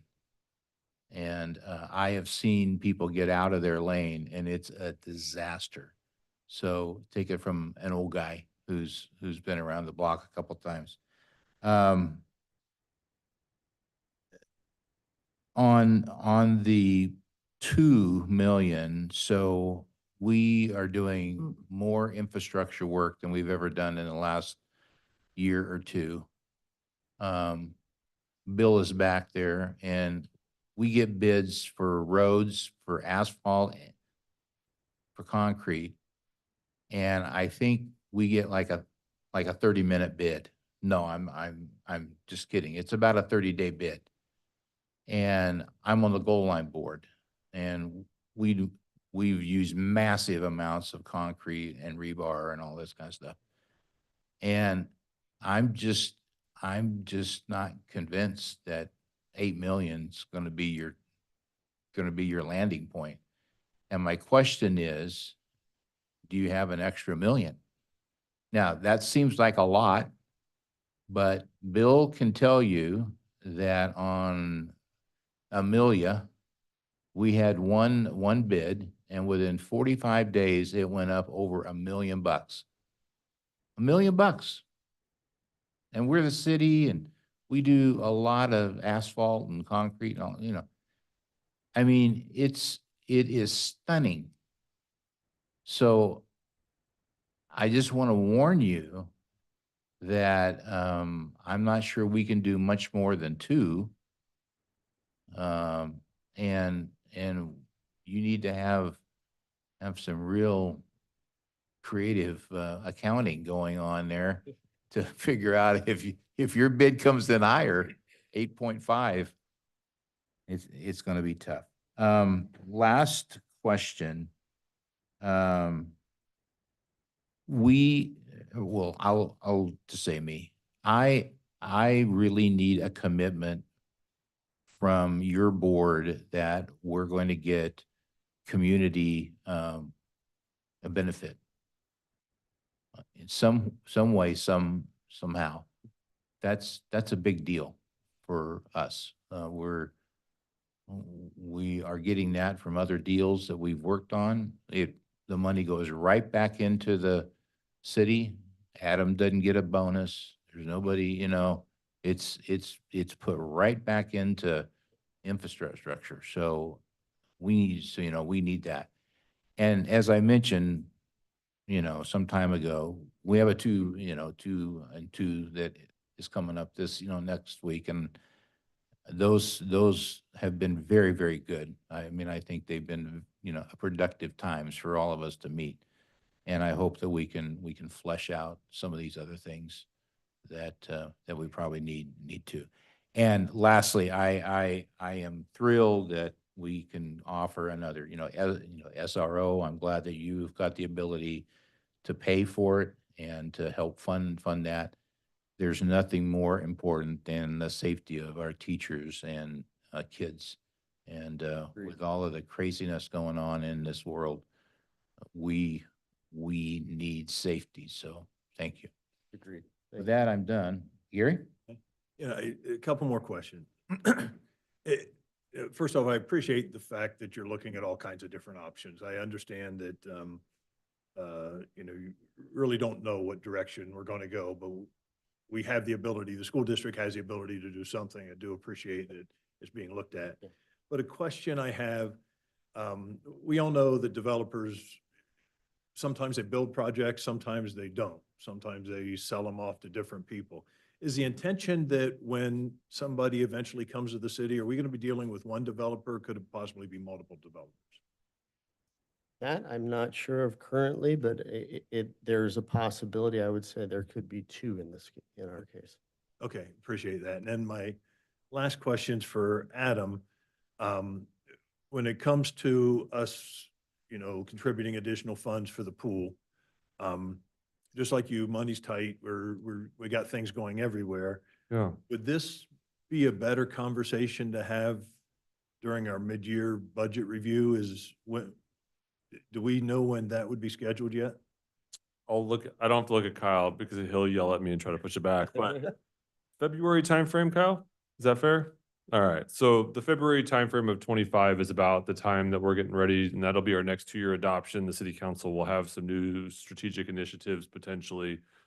We'll have a new council member at that time.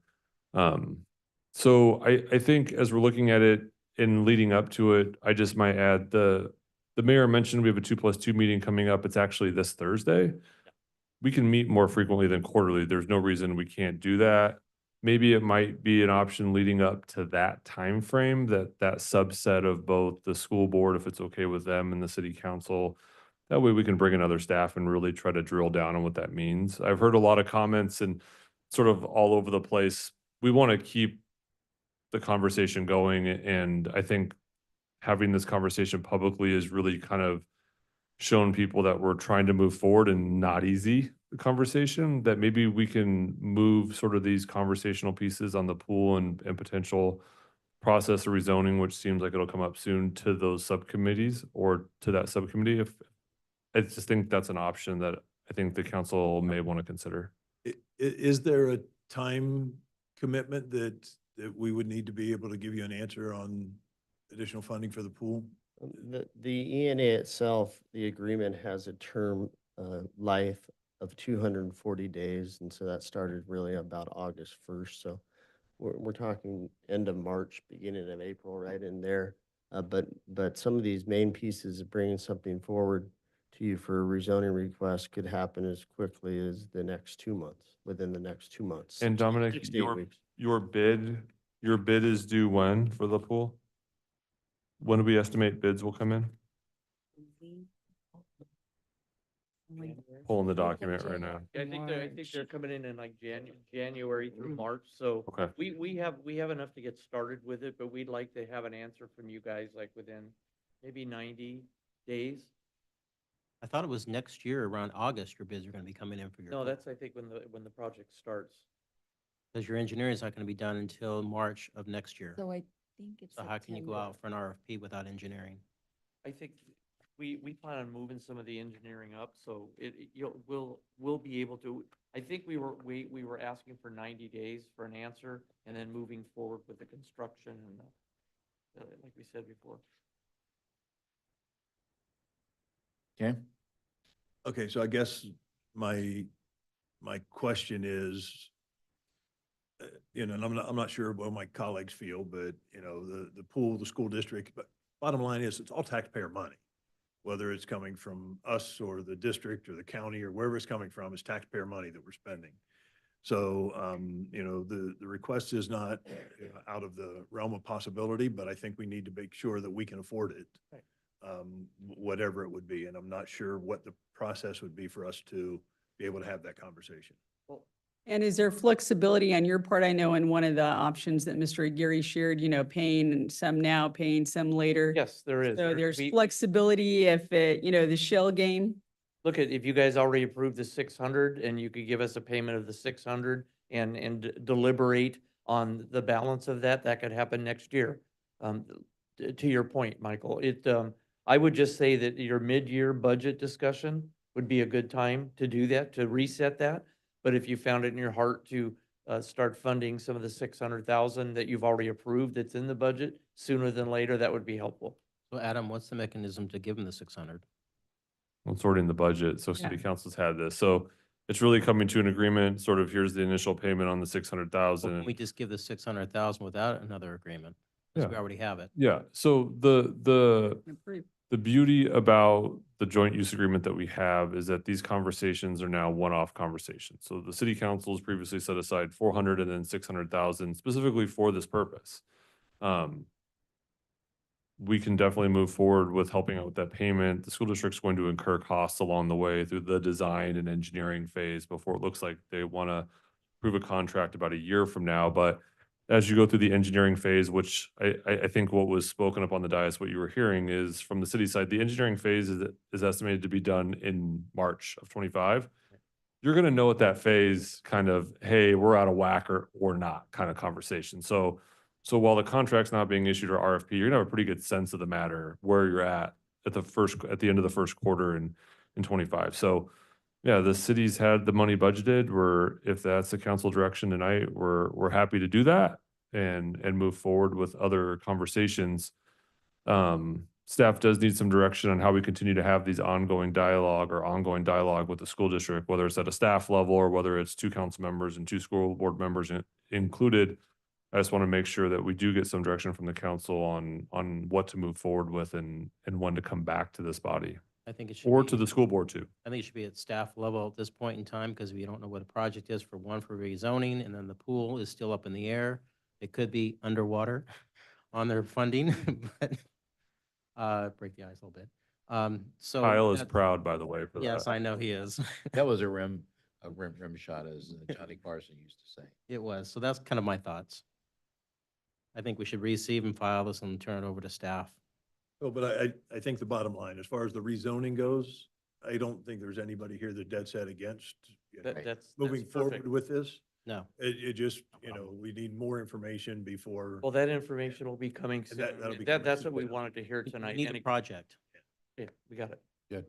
No, thank you very much and clear. for your creative thinking and thank you for being here tonight. And we look forward to continuing. Yeah. Sorry, I did want to take a moment to thank you all, both the council and the staff, for putting together this lovely presentation that we saw here. I did want you all to know that during our conversations with regards to these options that the district is looking into, one of the conversations that came up is potentially having some type of agreement with the developer in creating some kind of housing for our teachers. Yeah. And making sure we reserve something for our, local, like, our people that work here but don't Right. necessarily live here because they can't afford it. So those are conversations that we are passionate about, that we want to make sure we incorporate Yeah. as we make these deals for the district. So I wanted to let you know that that is at the top of our mind. Everyone on the board is on board with that. And it is important to us to also make sure that these decisions that we make are serving our community and continuing to keep our community the way that Glendorans want it to look. Like, we're not trying to have these ginormous apartment buildings come in, because we understand that's not what the community is looking for or even need, right? We want to make sure that it fits into what Glendorans are looking for. So that is part of the conversation that we're having. I just wanted you guys to rest assured that it's something that, as your board members, we are bringing up, and we're making sure that we're making that part of the conversation with the Lewis developers. And as far as Great idea. Thank you. As far as the pool, I appreciate your consideration. I know that all of you, I've had conversations with many of you, that the safety and our youth is a priority to you. You have proven it to us with the improvements that you've made to our parks, which I thank you wholeheartedly as a mother, as a community member, as a trustee. All of that serves our students. Now, the pool does not only serve the GUSD community, it serves the city of Glendora as a whole, because all these students are your constituents as well. So I believe you, Mayor Thompson mentioned, it is not a contribution, it's an investment. That's And I right. agree 100% with you that that word needs to be changed in that presentation, because it's not just a contribution, it truly is an investment. It is. And I've said it once and I've said it before, our city can't function without our schools can't function without our city. So I appreciate your collaboration, your interest in providing the support to the district.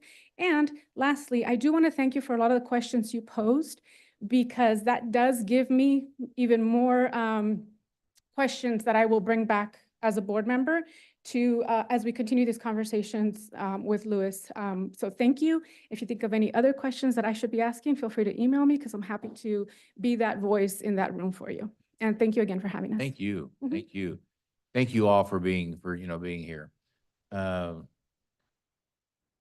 you. Dominic, I'm Thank sorry. you. Thank you for your time. Much appreciation for everything the city does for the school district and to enhance our partnership going forward. Thank you so much.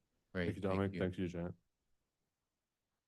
Adam, I mean, I agree with what's been said. I think staff needs to work. I think Okay. our, 2+2 times probably should be enhanced. Yeah. And, a I lot of think- work can be done there. I think the direction to staff's as clear as can be in something like this with lots of moving parts. So we'll continue to work with staff from the school district and update the 2+2 meetings as necessary. And if there's going to be a community engagement process, that we're tied into that as well. So appreciate the time this evening, and thank you guys for coming out and spending your evening with us.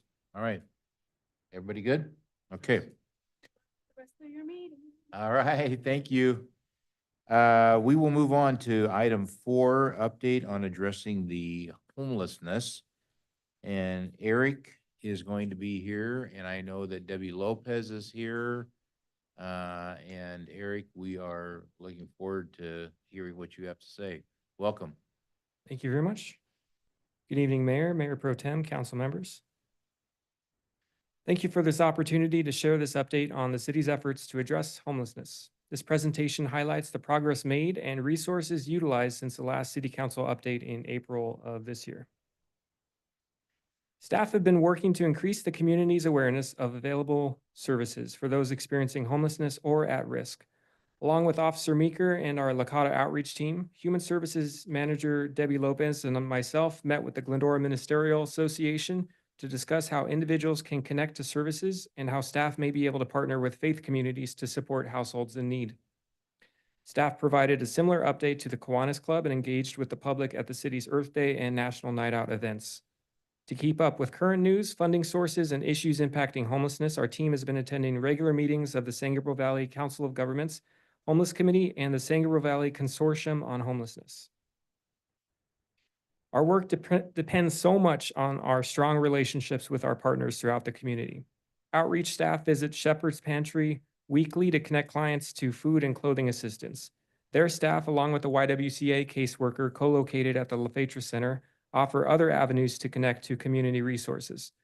We receive referrals from the school district and faith communities and have collaborated with both to support youth and families in crisis and households facing eviction. Staff have a close relationship with Veterans Affairs and are in the process of an agreement that would provide VA support services at the LaFetra Center twice a month. Mental health referrals are facilitated by a psychiatric social worker who works with the police department's community impact team and our outreach staff's own relationships with local mental health providers.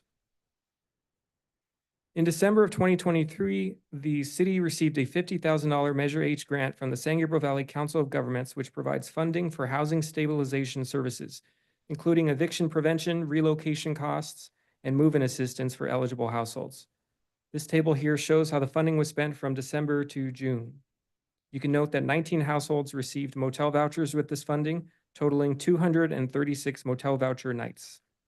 This funding was used to pay for the security deposit for 2 households, one of whom had experienced unsheltered homelessness in Glendora for over 10 years.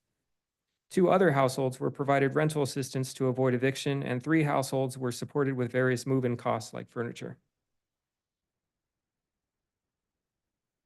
This fiscal year, the city received another $50,000 grant from the COG to continue providing homelessness prevention and move-in assistance services.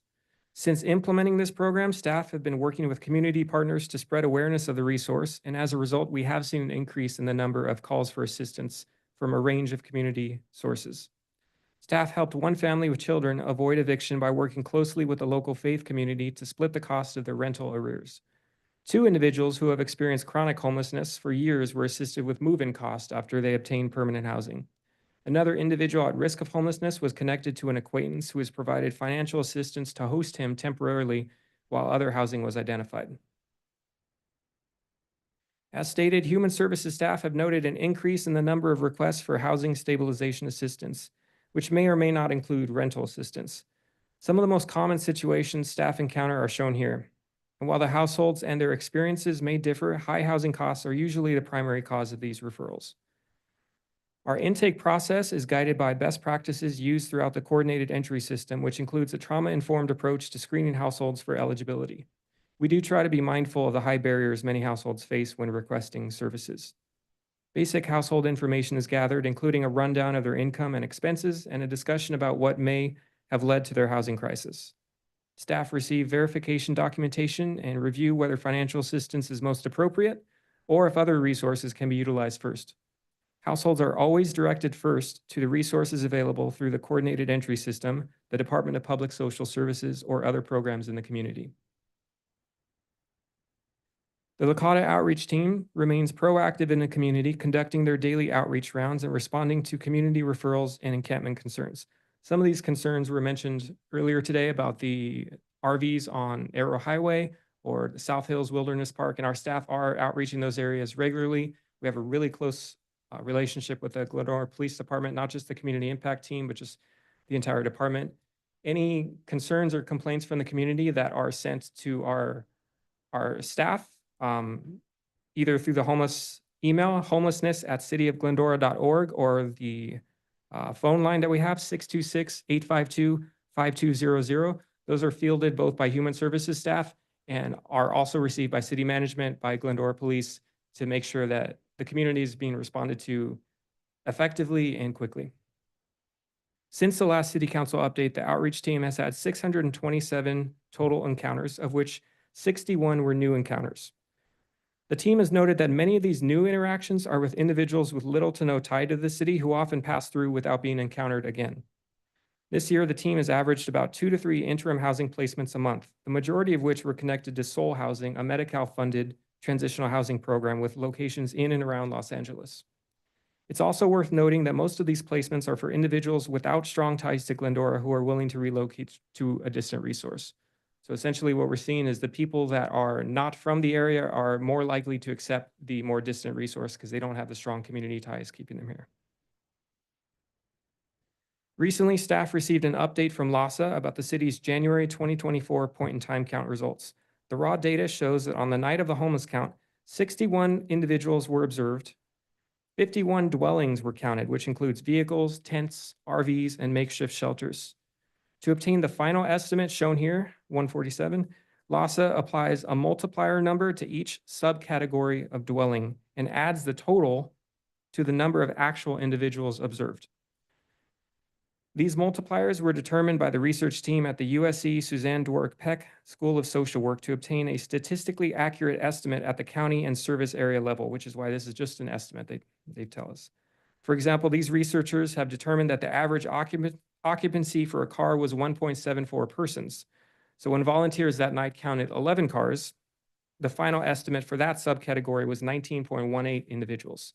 When all subcategories of dwellings were added to the actual number of persons counted, the final rough estimate for the city came out to somewhere between 147 and 178 individuals.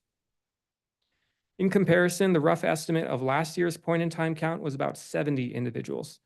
In August of 2023, when the city hired CityNet to conduct its own homeless count, the total was 106 individuals. While there may be a number of factors for why this recent estimate is so high, anecdotally at least, our staff are not seeing any significant increase compared to last year. The activity on the street is pretty comparable to what we're seeing last year. Staff continue to use motel vouchers to help link individuals to resources. From April to August, 21 people were provided vouchers. The majority of these were paid for through the COGS Housing Solutions Fund grant. To highlight how effective this resource can be, from April to August, 8 households obtained permanent housing, and 5 of them were provided motel vouchers to help them meet this goal. Likewise, since April, 16 individuals were linked to interim housing, and 5 received motel vouchers to help them make their intake. While it remains a challenge to navigate limited housing resources with fixed incomes and an assortment of personal barriers, as a result of the collaboration between the Human Services Division, Licata, and the Glendora Police Department, and our community partners, we have seen some success. One individual, for example, had lived in their vehicle for 20 years, and after outreach staff submitted an affordable housing application for him a year ago, he was finally approved and he moved in just this past month with staff assistance. A youth who had lost their housing was assisted with a number of crisis housing services. They obtained their essential documents, applied for benefits, and was linked to long-term student housing. They're currently enrolled in higher education while maintaining employment, and they keep staff updated monthly with their progress. And that concludes our presentation. Here are staff's recommendations per the staff report. We're available for any questions you may have. So thank you for the time. Eric, thank you. Excellent job. Great update. Karen, want to start? No, just thank you for all of the amazing things you do. One person that's been housed is a huge success, but to see the numbers that you listed, that is tremendous. So thank you. I know that you and the police department and Licata are out there each and every day. I see you all about in the van, reaching out to folks and meeting people where they're at. So thank you for that, for bringing that humanity and that compassion to what you do and making a difference in the community. Thank you. Thanks, Karen. Michael? Thank you. Thank you, Eric, for your presentation. Any idea why the homeless count now is on par with COVID, when it was in COVID back in 2020? We've been discussing this a lot, and you can take account on a single night, and it could be a result of many different factors, whether or not a neighboring city is having an encampment cleaning where people that were maybe right on the border of San Dimas and Glendora or Azusa and Glendora no longer can stay there, and so they've all temporarily found a place, or they're wandering around looking for a place. But you probably get more of a statistically accurate result if you take account over the course of a week, because then you could really see like who is here in town and who is genuinely passing through. So, I mean, no, the numbers that we got from LAHSA were pretty surprising, to be honest, especially comparing to last year.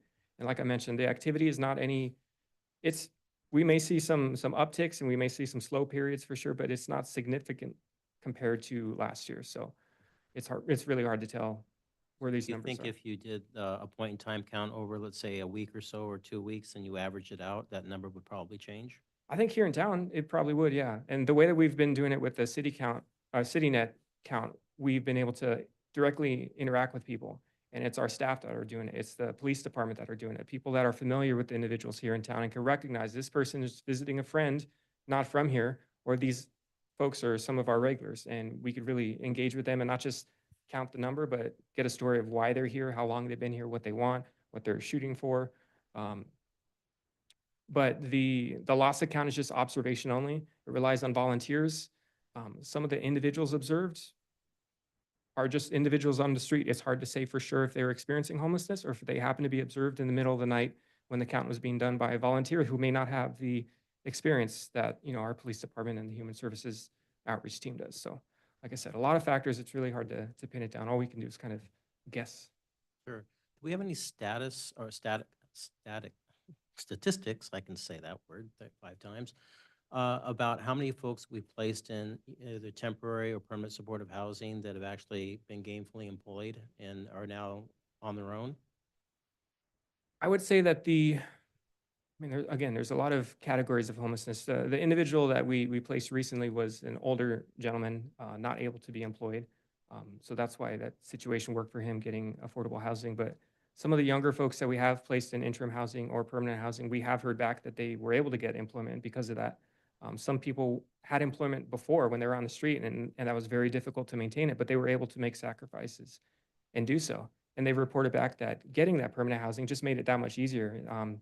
One individual I could use as an example, I don't think she was even referenced here in the success stories, was a single mom, working part-time, had been working consistently part-time for many years. We placed her temporarily just in crisis shelter, a motel voucher for about a week. That allowed her to have constant Wi-Fi access to apply to multiple jobs, and now she's working over for full-time hours, and she's no longer literally homeless. So It's a good story. even just a short period, 7 days, has a huge impact. So imagine, extrapolated over permanent housing, whatever length that may be. Last question, you mentioned on here, the ministerial association, is it individual churches or the association itself, and how are they helping? Are they housing people within their churches or providing funds? How are they helping? Right. So we've been trying to build that relationship just to understand what resources they offer, and so that they can understand what resources we offer, so that we can kind of be complementary with how we do this. I mentioned that one of the families that we've assisted with eviction prevention was assisted partly through city funds and partly through a faith community here in town. So this faith community had some funds that they could use at their discretion to provide emergency rental assistance, and we did too. But with this grant, we have a limit with how much we can spend per family, per category. Same with the faith community. But when we put our resources together and helped find an even third source of funding, we were able to take care of all of their rental arrear needs to avoid eviction that none of us would have been able to satisfy as a solitary entity. So that's a perfect example of how that relationship and that communication and coordination directly led to someone who would have otherwise been homeless with children. So other faith communities have reached out offering to build hygiene kits. Some folks have offered to go on ride-alongs to better understand what the needs are in the community and to engage with the homeless population. And more, we're just trying to build relationships with and kind of see like what they're doing already and how we can support, and how we can basically increase the line of communication and make referrals happen easier, so that whatever resources they're offering, the progress doesn't end with them, but they can kind of hand off the baton to the next line, whether it's us or whether it's other organizations in the coordinated entry system. Thank you, Eric. You and your team are doing a great job. Thank you. Michael, thank you. Gary? Eric, I concur. You guys are doing a great job with what you have to work with, but a couple of questions. The host family assistance, I've only recently heard of that. How much is that being publicized? Because I know that there are a number of residents here in the community, and I think Karen has worked with a number of them that are helping with this issue. How are we getting the word of that program out to the community? Right. So we are, through our relationships with faith communities, with social workers in different capacities, whether it's through the public benefit office or, the library, for example, we're letting people know that if there's any kind of a housing crisis, send them our way, have them talk to our team, and we can kind of determine on a case-by-case basis what's the best solution. There are some individuals that have family nearby, friends nearby that they can live with, and okay, we don't have to spend any money, that works out great. We just have to encourage you to kind of coach you on how to have that conversation with mom or dad or with grandpa and grandma. Other individuals can reunite out of state, and so that's the route that we go. For those people that don't have anyone else except maybe that one contact who will do anything to keep that individual from going to the street, we bring up the idea of host family assistance. And so with the grant that we have, they limit the financial assistance to 2 months, which is $400, $200 per month, which is not a lot. It's not a lot of money. It's not a lot of time, honestly, to find housing resources, but it allows us to kind of take a breather with the client and look at all of their resources. It also allows us to build some rapport with them. The more we interact with the client, the more we hear their story and really get a sense of like what their resources are and what they aren't. So one individual that, as of the writing of this report, had been placed in host family assistance, has since given us an update that because he had such a good relationship with the host family, they're going to let him stay there permanently. And during that time, that 2-month window, we were able to increase his income, which was not enough to pay any kind of rental subsidy or make it worth the host's time. But because his income had increased in that 60-day period, now they're willing to accept, a smaller rent from him, and now he's got permanent housing. So basically, anytime someone's in housing crisis, like I said, we try to encourage them to call the homeless hotline or reach out to human services staff. But I guess my question is, do we inform residents that there is some assistance if they're in a position to help? Do we market this to the host families, not to the people in need? I guess maybe I'm not understanding your question. Wanting to know if you promote the idea or advertise To the for neighborhoods? host families. Yeah, if I Okay. wanted to have somebody stay at my home, is there a way for me to find out about this program? I would say faith communities, library, any kind of social service groups here in town.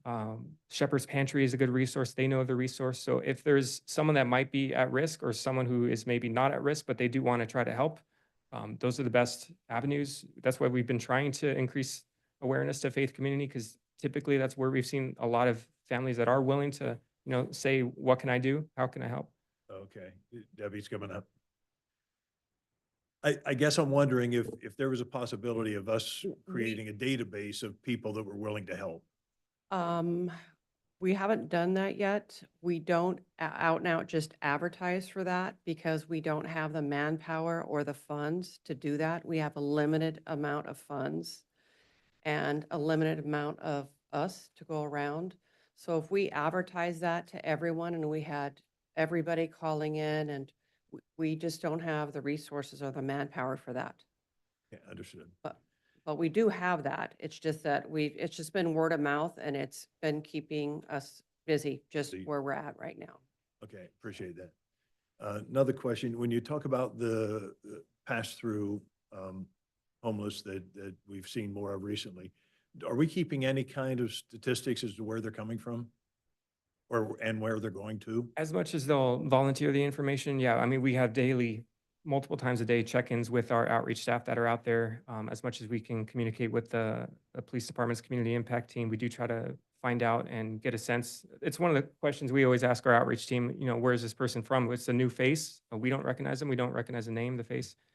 Sometimes they'll tell us and they'll say, I'm from Los Angeles, or I'm from the beach, or I'm from San Dimas, or I came to visit friends. Everyone's story is different. We're not seeing a whole lot of common threads from any particular part of the county. That's what I was getting at. If Not we're really. discovering that we had people coming from Cincinnati or, yeah. Not Okay. necessarily. We do see people from out of state. Yeah, that we see a little bit of everything, but there's not a whole lot that are coming from Hollywood or from the beach or, San Bernardino County, but we do see all the above.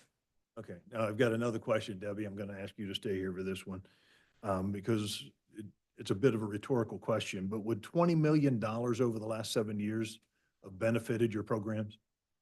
Yes, so, definitely, of course, Okay. of course. Yeah, I just think it's important to point out that we have some measures coming up on the ballot in November. And Measure H, as much as I appreciate the $50,000 grant that you guys applied for and got, that still brings it up to, we've received about 2.5% of the money back to the city of Glendora that our residents have paid into the Measure H pool. And we have seen proposals coming up with the new Measure A that's being proposed that, and the numbers are in the same general area, but one I've seen estimates we'll get about $78,000 a year, and our residents will be paying in about $7 million a year. And so, I think it's important for people to understand that that money, even though it is going to help the homeless, it's not really benefiting the city of Glendora like it would be if we had the ability to keep our money here locally. And that's going to be an important conversation come up in November. We have a local measure on the ballot, Measure Z, that would help to keep those funds local, to give you the funds that you need to do a job you That know, would definitely be a great benefit to. okay, to I the appreciate that. Thank you. That's it. Thank you. David, anything? A couple of things. Thank you, Eric, and the entire homeless team is amazing. Appreciate that. So the $50,000 from COG, thank you, COG, but that was applied for grant once again from Measure H money. Correct. Does the grant acceptance change any by the enhanced or exaggerated number of estimated homeless that might be out there from the point in time count? Does that help the acceptance rate? We were told that this is dependent on, it is influenced by the point in time count.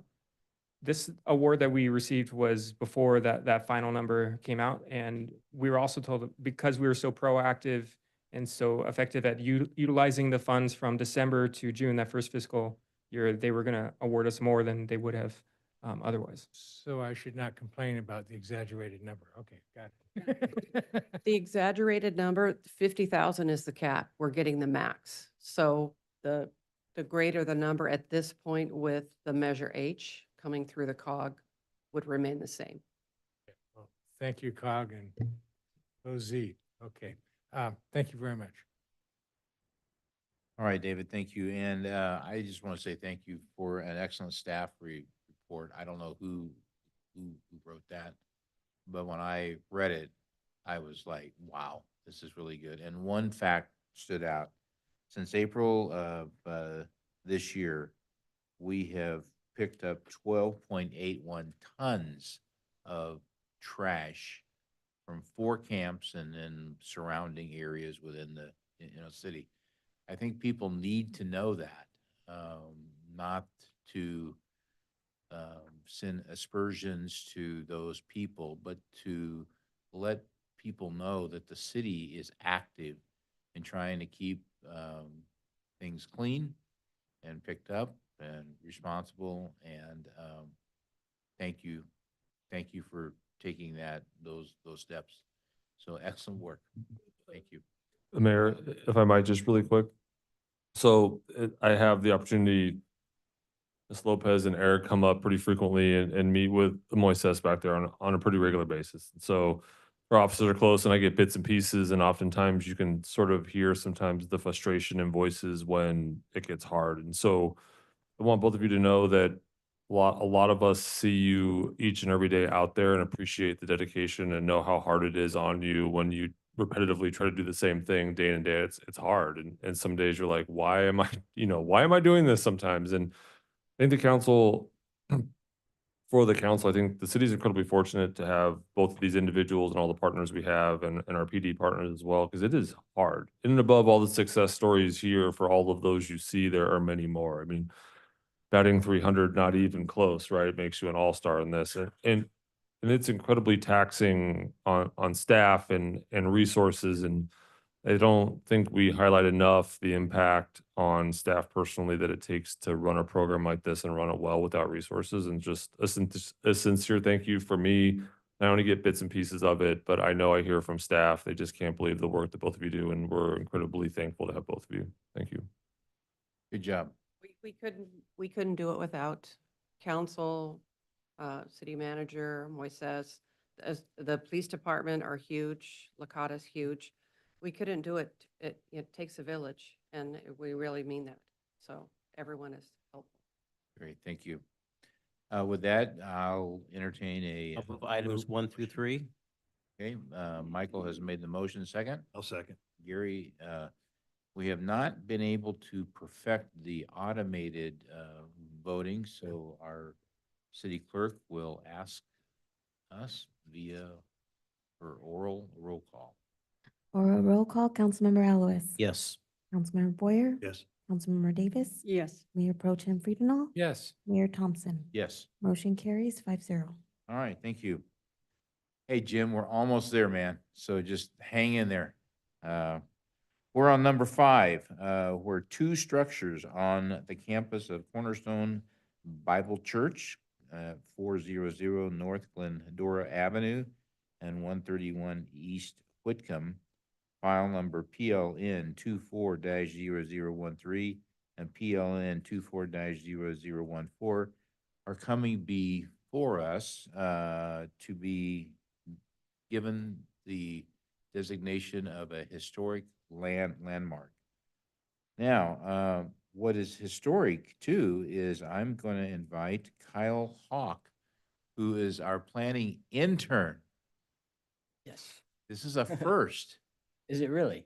Well, so welcome, and I know Mark is standing by in case Michael trips you up on a question or something. Not gonna But happen. Kyle, Not gonna happen. Okay. I I'll try to got, keep my Mark's on composure. the edge of a seat there. man. I have got confidence in you that you're gonna nail this, so Well, welcome. I know now that I don't have any other intern shoes to fill, so Okay. that's good. But You have to come up with a good dad joke, though. I'll try to spitball one in the middle of this. Okay. On September 3rd, 2024, the Planning Commission recommended local historic landmark designation of two structures, both owned by the Cornerstone Bible Church. You might recognize this first one. It's a very recognizable structure here in the city of Glendora. It's the old Cornerstone Church Sanctuary Building. It's located on the northeast corner of Whitcomb Avenue and Glendora Avenue at the address of 400 North Glendora. And it is an original and still operating church structure with a distinctive stone exterior. The Malcolm House, the second structure that we'll be covering, is located on the northwest corner of Whitcomb Avenue and Vista Bonita Ave at the address 131 East Whitcomb, and it's been identified as a simple residential vernacular architectural style home. So the property is currently zoned planned development with a general land use designation of medium to high density residential. In 2023, the City Council approved the Cornerstone Bible Church expansion project that included a tentative parcel map to consolidate 8 contiguous lots totaling 1.28 acres, change the zoning designation to planned redevelopment, a conditional use permit, development plan review, and project-related CEQA. The project also included demolition of approximately 5 former homes and associated structures, and a condition of approval which required that the applicant request city designation of the subject 2 structures on the site as a local landmark historic resource, thus ensuring their future preservation. So here you can see the conceptual site plan, which includes the proposed church expansion and the 2 historic structures that are proposed for landmark designation. So kind of on the southern portion of this lot, you can see the 2 preserved structures. So that's going to be the church building and the Malcolm House. And then there's also those 2 new structures there on the site. And those are going to take the place of those 5 demolished structures. So the first of the 2 subject structures that we're covering today in this presentation is the Church Sanctuary Building. It's a very prominent, recognizable structure here in the city of Glendora. It was built in 1931. It is 6,650 square feet in size, 2 stories and 35 feet in height, and has a recognizable split rock stone masonry construction. The architectural style of this structure has been identified as Anglo-Saxon church-style architecture, which is characterized by its high-pitched gables and its embattled parapet. So pursuant to the Glendora Municipal Code, a property must meet 1 or more of the following findings to be eligible for a city landmark designation. So you can see those 4 findings here. This structure actually meets 2 of those findings. So it meets criteria 3, which states the proposed features embody distinctive characteristics of a style, type, period, or method of construction, or are valuable examples of the use of indigenous materials or craftsmanship. And it also meets criteria 4 here, which states the proposed preserved features are representative of the notable work of a builder, designer, or architect. So it meets the valuable examples of the use of indigenous materials or craftsmanship. It was actually constructed out of river rock, which was gathered and split from the local San Gabriel Valley riverbed. The stones were laid and joined together with concrete and finished with black bead by local masons named Martin Pierce and Jean Shu. It was designed by architect John A. Grunfor, who was an architect that also designed several notable buildings, most around the northeast Los Angeles area, all in various period revival styles. I think his most significantly recognizable work is the Spanish Revival style Glendale Civic Auditorium. So the second of the 2 structures is known as the Malcolm House, and it was named after its last owner, Mrs. Malcolm Tidwell. It was built in 1912 by William Foots, a farmer and homesteader from Kansas who had recently relocated to California. It's a typical American vernacular wood frame style house, and it is 1 and 2 stories tall. So looking back at the landmark designation requirements, this structure meets criteria 1, which states the proposed preserved features exemplify or reflect special elements of historic, architectural, archaeological, cultural, or aesthetic heritage. So this structure retains its architectural integrity. It was built at a time when Glendora was flourishing in 1912. And it's an intact example of early residential development that is not directly associated with the citrus industry, but along the original residential corridors that were laid out by George Whitcomb in the 1880s. Finally, the Planning Commission formally recommends to City Council the proposed local historic landmark designations for the 2 structures, as well as the related environmental exemption. Thank you, and if you have any questions, the city planner, Mark Carnahan, and myself can hopefully answer. And a representative from the Cornerstone Bible Church may also be available if, Pastor Bob is here. So, ready to take some questions. Thank you, Kyle. And since this is a matter for public hearing, the way this works is I will invite Pastor Bob Stebbing, if you want to come up and speak. And if you don't want to, you still have another crack at speaking after the public speaks. That's the way our system works here. Yes, thank you. And you are on the clock. I'm Bob Stebbing, the admin pastor at Cornerstone. And I really just wanted to thank Kyle and Mark for their hard work that they did on this presentation. I've seen it once at the Planning Commission, and they did a great job. I don't really have anything to add to that. Okay. I'm thankful that my item number 5 is a little less complicated than items 3 and 4. So We are too. that's a relief.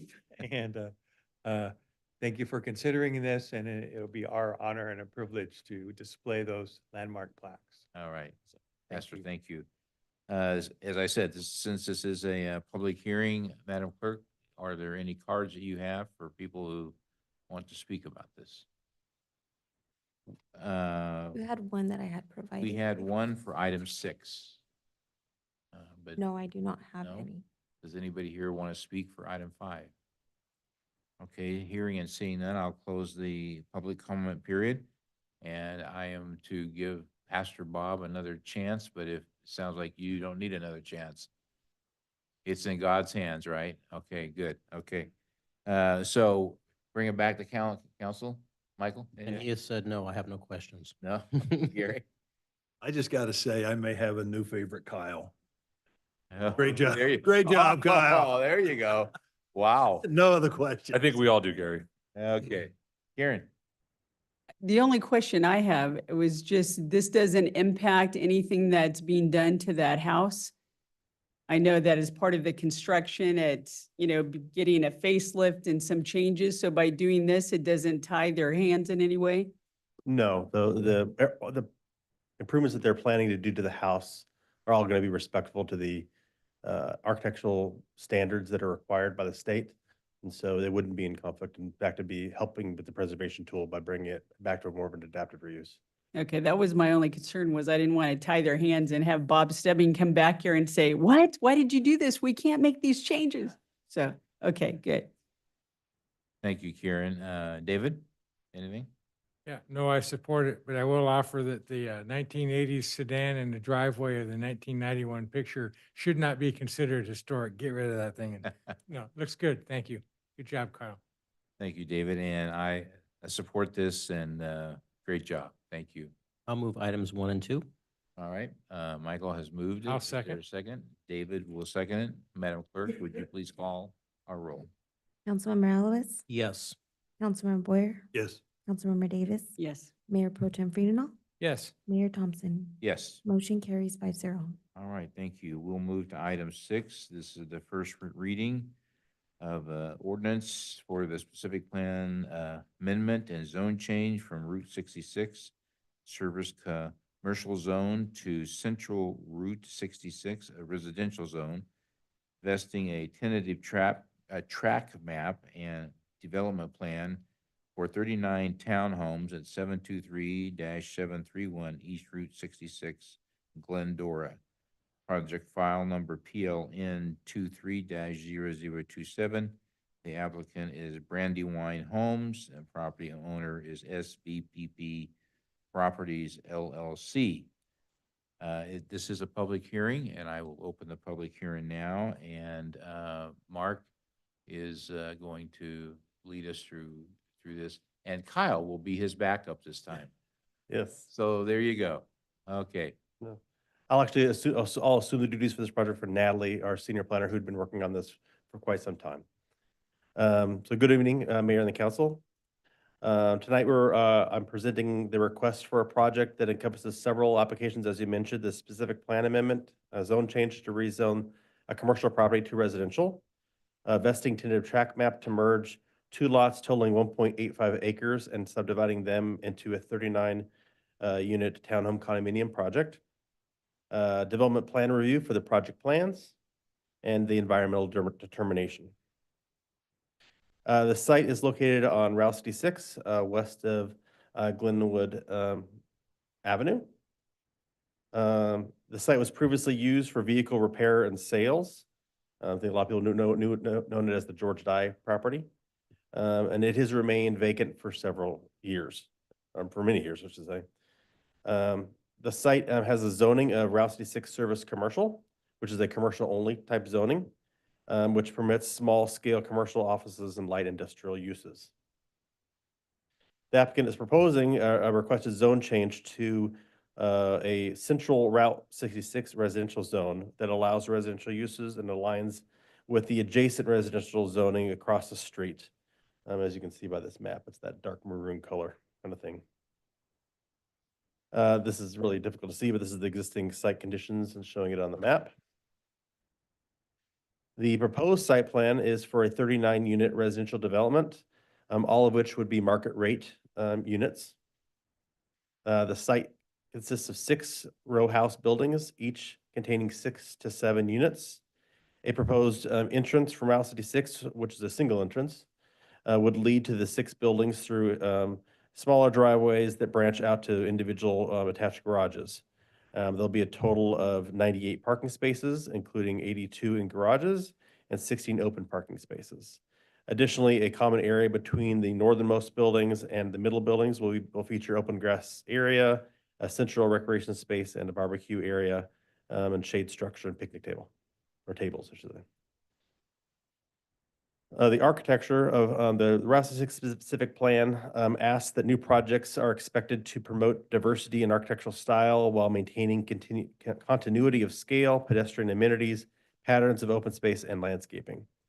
The proposed architecture is Spanish colonial in style and includes the following characteristics: low-pitched gable roofs and mission tiles, stucco exterior finishes, multi-pane windows and painted accents, wood rafter tails, headers, and wrought iron railings. Here is the street view of the project. As you can see, there will be 6 different, there will be 6 different floor plans ranging from 743 square feet to 1,942 square feet in size. The units will include their own garage parking spaces. 6 of these units will be single-story only units with a 1-car garage, while 9 units will feature tandem 2-car garages. The remaining 24 units will have a typical side-by-side parking garage arrangement. I'll just real quickly kind of thumb through the perspectives for context. Again, this is the front street view. And these are some of the typical views. This is the floor plan for Plan 2s. You kind of see this is the plans 1s and 5s. 3s and 4s. And the initial study for the project was completed in accordance with CEQA, and it concluded that the project will not have a significant effect on the environment with the incorporation of mitigation measures, which were included with the project. The draft MND was prepared and it was circulated for public review, and that has taken place. Noticing for the project was done, and it was mailed to all the property owners within 300 feet. It was also published in the newspaper and posted accordingly. With that, on September 3rd, the Planning Commission heard this matter and at a public hearing and recommended that this city council approve the project and its associated applications.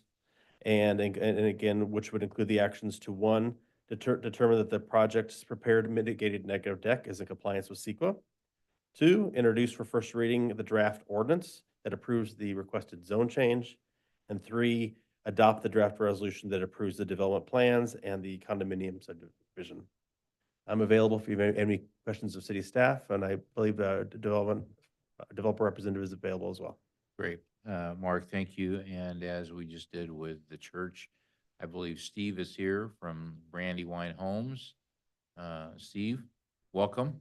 My name is Chris, actually. Oh, I'm sorry. Well, I am reading off of the outline that I was given. We played some musical chairs. I was actually supposed to be at another council hearing tonight, Okay. and So we got the better deal. yeah, exactly. So Chris, welcome, All right, thank All you right. very much. please. So good evening, Mr. Mayor and esteemed council members. My name is Chris Courtney. I'm with Brandywine Homes. We appreciate the opportunity to present our project to you tonight. We've worked diligently with staff over the past year and a half. It's been a great experience with Natalie and Mark working through this, as well as Jeff Kugel as well. We have diligently worked on providing this new home project to repurpose the vacant former auto repair and office location. And I want to take a minute to share with you a little bit about Brandywine Homes. Brandywine started in 1994 with a plan to revitalize established neighborhoods due to the need to convert underutilized and neglected properties into much needed housing. Since then, Brandywine has become one of the preeminent infill builders in Southern California. Over the past 30 years, Brandywine has now developed more than 90 projects in Orange and Los Angeles counties. One of those developments was here in Glendora called Mayfield. It was a 15-unit project. However, we've done several projects in nearby cities as well. As you know, vacant land is scarce, so these types of opportunities are a great solution in providing housing that cities desperately need. And dare I say that we specialize in redeveloping school sites as well. In mid 2023, we met with yourself and Mayor Pro Tem about this project initially, as well as the Community Development Director and other department heads to present our vision for the project. We then held a second meeting with yourselves for another round of review. Following that meeting, we then submitted a formal application to the city and staff for review. In July of 23, we met with staff to discuss the project and review our pre-application comments. Since that meeting, we've worked with staff diligently to modify our site design and architecture to incorporate a single level flat, as well as we added and modified elements throughout the project. Staff had suggested that we use a project nearby in Claremont for inspiration, which we did go and look at. We looked at all the elements that they used on that site and incorporated what we could. We ended up adding Spanish tiles, solid gates instead of tube steel gates to patios, raised our tower elements, replaced the proposed metal and cloth awnings with a wood-like architectural feature, added decorative site lighting, and enhanced our entry monumentation into the project. We've worked hard throughout the past year and a half with staff to design a project that we felt provided the needed housing while providing enhanced architecture to provide for a more scenic street scene along Route 66. We've been very responsive to the city, the comments that we've received, and as well as made every effort to comply with the city standards. I want to thank staff for all their assistance, and we're in agreement with the conditions of approval. We are seeking your approval as per staff's recommendation. And dare I say, we also are looking forward to paying our developer fees on the project. So that's what I mean, the school fees. And so both city fees and school fees. I'm happy to answer any questions you guys may have. Sagecrest is also here to address any questions you guys may have regarding any studies. Right. Thank you, Chris. And I will next turn, Madam Clerk, do you have any cards from the public that want to speak? I do not, Mayor. Just for the record, we did get a letter from Ann Ann Gromes from the BIA supporting this. So just wanted to make sure that she was mentioned. And that item is incorporated in the agenda packet distributed to council and made available to the public. Okay. So hearing that nobody else wants to speak, I will close the public comment period on this and bring it back to council. Karen, anything? I have a question for Mark. Was this before or after the public art element? And is that part of this? It's obviously after, because we're here tonight. And it is a condition of one of the other approval for them to either provide art on site or pay the fee. They have indicated that they're probably likely just going to pay the fee. Thank you. All right, Michael? Chris, you know what the price range is going to be for these units? So with the price, it is very much market driven and depending on the time that we actually come to sale. Right now, we're projecting it's going to be between the mid sixes and mid sevens. But depending on what happens with the economy, you know, it could adjust here and there, depending what happens. Do you see any of the architectural features changing between now and you build time? Only whatever planning makes us do. Do you plan on doing any covered parking to the rear of the property? At this point in time, it's uncovered. We haven't really talked about covered parking in the rear, so the intent was that it would remain uncovered. Okay, and the solar is it going to be installed or solar ready? It will be installed. It's a state requirement that it has to be installed with every home, every new building that's constructed. So it will be installed. Okay.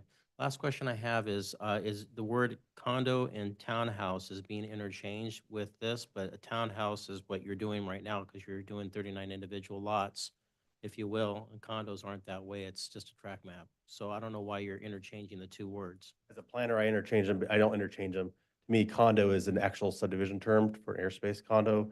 Townhome would be the product type that they're building. In terms of, it's a townhouse style. Right, right. So architectural they're style. building a townhouse with 39 individual They're also, parcels. it's also condo map, so it's both. So it's both. Yes. How is it both? Their subdivision is an HOA condo. It's condominium subdivision map is the formal legal term that you use for that. You don't call it a townhome map legally. Okay, So because there are two distinct. the product types, he's correct, are Two different. Well, if I could speak, a condo is actually a more of a type of ownership where townhouse is a style of product. The ownership is you own the land underneath you on a townhouse, a condo you don't. No. No, Not true. it is not true. No. Sure? Yes. Okay. Thank you. All right, Gary? Anything? No questions. Oh, actually, I do have a question. Parking. Tandem garages drive me nuts. But is there any plans to change the on-street parking in front of the?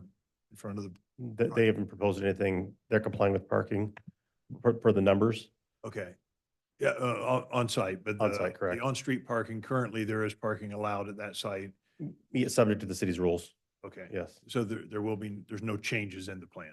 No. Okay, that's it. Thanks. David? Yeah, thank you, Chris, and I certainly appreciate and respect your addressing many of the architectural changes and setbacks and towers and things. It looks very nice. So thank you for offering that attention. I do have one ask, I guess, of what the possibility might be. Personally, I'm not a fan of rolled edge tile. Nothing wrong with tile. I like a short eave, and you've got short eaves on some of it with rolled edge on some of the other panels. How much difficulty would it be to eliminate the rolled edge and to do a short eave on all of the fascia surfaces? That would require like a change in the roof design in order to try to accommodate because of just how the tile is is fabricated. But I mean, we could certainly talk to our architect and see what options we have. But I think it would be relatively difficult to do it completely around the building, but maybe in certain spots, we could try to accommodate that. Because many of the tower sections and things have a short eave, and to me, that's just a more completed, finished look. It gives it a richer look than the rolled edge.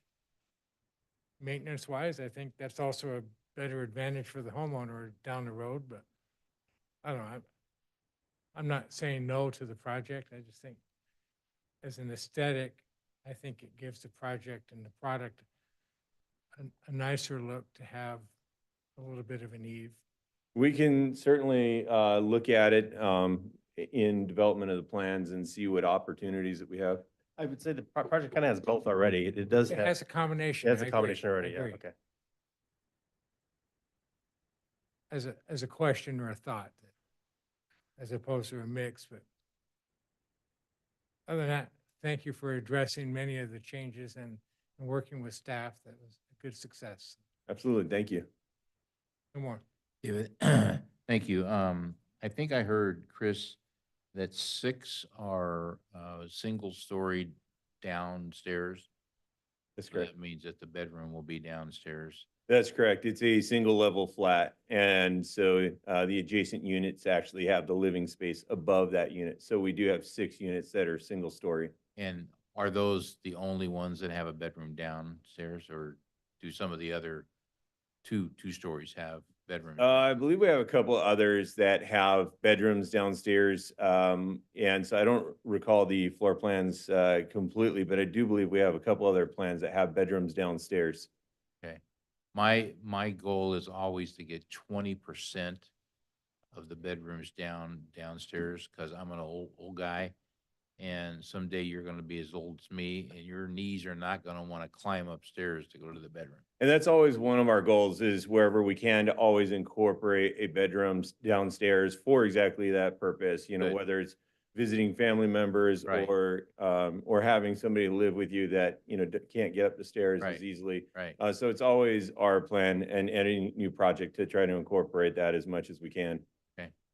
So I like the start, and maybe you have maybe a couple more. Mark's kind of not, he didn't nod, but he's not going no. So I'm hopeful that maybe there'll be 8 or 9 or 10 that have a single bedroom downstairs, or at least a room that could be used as one. Right. And so, like I said, I believe we do have other floor plans that Good. do have them, but certainly we can go back and double check. But I'm pretty sure we do have Good. other floor plans that have it downstairs. Well, this is going to be a real boost to that area. It's not been a good area for many years, blighted and just dirt and stuff. So we welcome you here. And when are you think you're going to start to build? We are looking to start as soon as possible.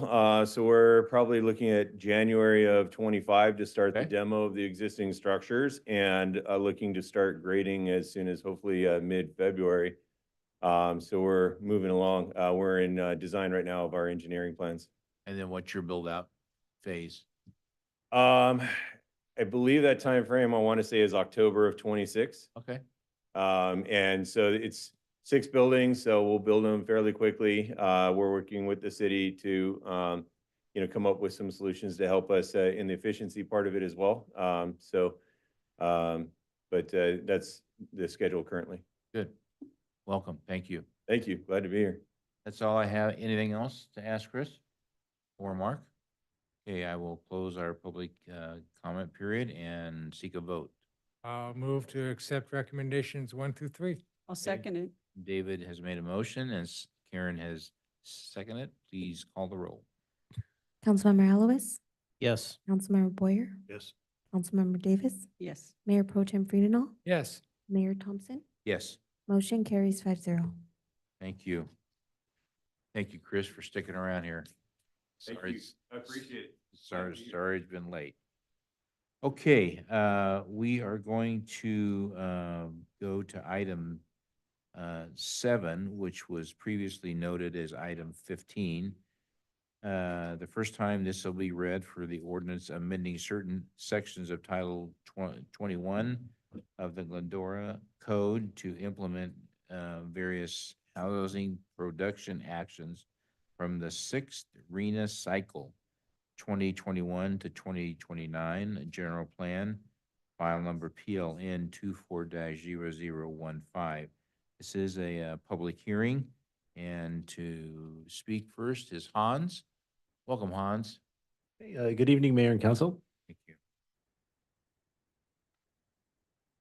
My first time presenting on our beautiful new setup here, so bear with me Yeah. one moment here as I orient myself. So tonight, yeah, I'm pleased to present the fourth package of zoning code amendments that implement Glendora's housing element commitments.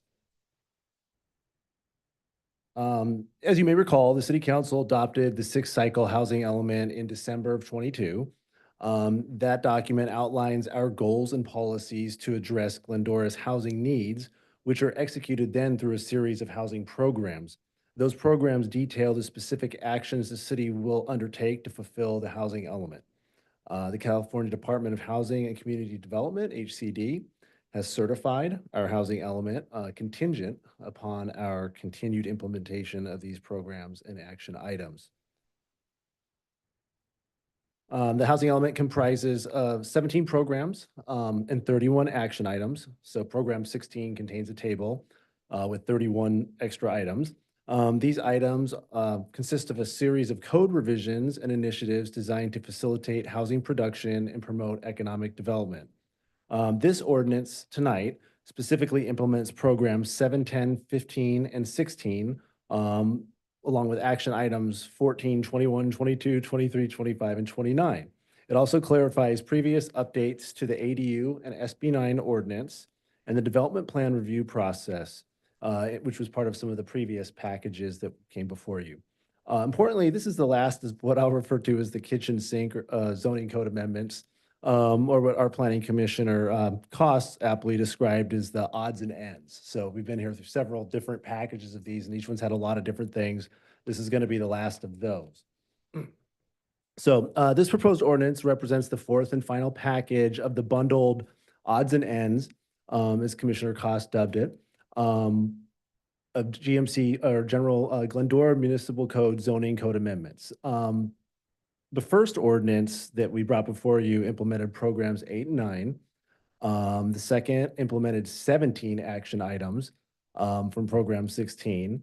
The third was the last time we were here, and that was the sort of comprehensive amendment of the ADU ordinance, which also rolled in some of the SB9 changes to state law.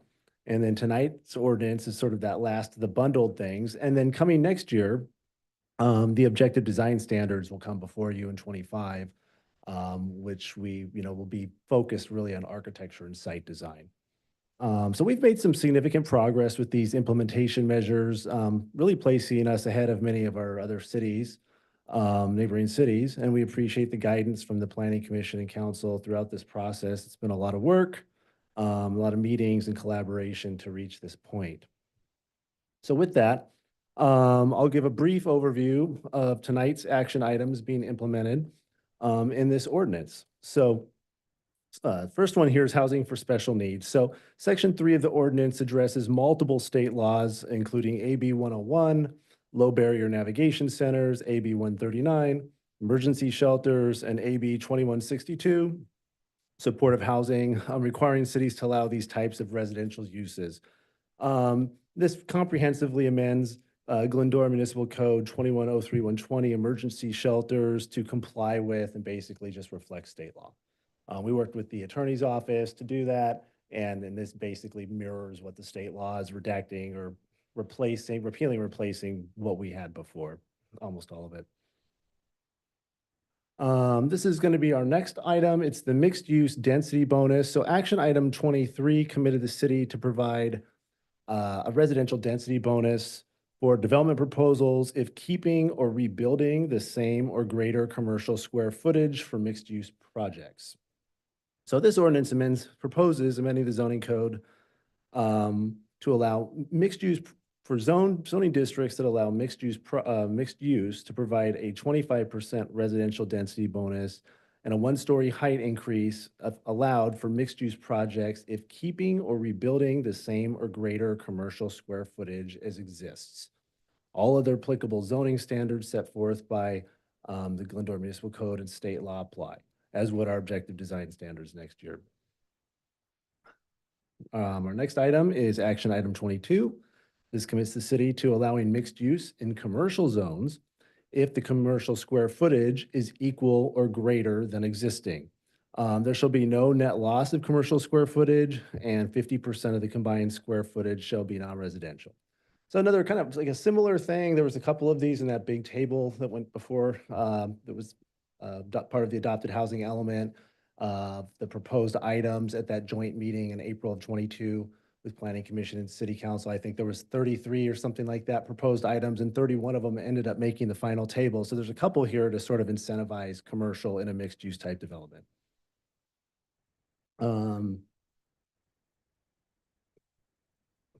Make sure I'm on the right one here.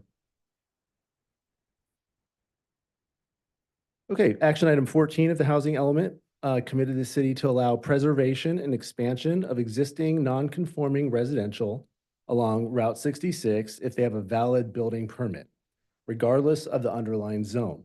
This clears the red tape and provides economic incentives for developers to invest in deteriorating or neglected housing stock if they otherwise improve conformity with our other codes. This ordinance would amend the Route 66 corridor specific plan accordingly to require a director level development plan review or DPR for these type of proposals. Moving along here, program 10 of the housing element requires developers of sites with existing residential to replace those residential units if they are developing them or redeveloping them. State legislation, so this is an interesting case here where from, these housing cycles are like, a better part of a decade. And over the time that we drafted the housing element, went through adoption and certification, in those several years, state law has changed, been updated. There's been a whole lot of state laws about housing, which we've heard about. So in that time, SB 330 was adopted by the state and requires no net loss anyway. To that effect, we, a few years ago, developed, I think it's been a year and a half or so now, an SB 330 replacement housing form for anybody proposing to do some sort of a development that would cause a net loss of housing, to let us know how many and then come up with a way to replace it. So in this case, we're just acknowledging that we're going to comply with state law. So we're not changing our zoning code per se, we're complying with state law. This is another case, action item 21 requires the city to allow residential on church, institutional sites. So again, this was something that this is probably one of the more difficult things that we had sort of saved for later in this, these later action items. And again, as before with SB 330, state law has changed since we've adopted and certified our housing element. So as in the replacement housing consideration, the passage of SB 4, the Affordable Housing on Faith Land Act, allows for affordable multifamily housing on religious and institutional lands owned on or before passage of the bill, bypassing local zoning code restrictions. We therefore will comply with this and apply our objective design standards to the maximum amount we were able to. So again, not warranting a code update. Program 16. So action items 14, 25, and 29 all deal with the state density bonus and other incentives, including parking incentives for affordable housing projects. This ordinance therefore strikes GMC 2103-130 affordable housing incentives in its entirety and replaces it with a statement that Glendora will comply with the California density bonus law. We do anyway, we have to. There are all these different categories of density bonuses and relief from standards based on different affordability percentages and breakdowns. So it's the kind of thing where somebody proposed something, they would, we would review their proposal against state law and comply with that. So we're therefore acknowledging that we aren't chasing what the state is doing each legislative cycle in this, and we're going to comply with the density bonus law as we have to anyway. ADU and SB 9 ordinance revision. Okay, so with some of the, we've been having a lot of moving pieces here. When we revised the ADU ordinance a few months ago with council feedback, to sort of simplify how big primary houses could be on SB9 lot splits.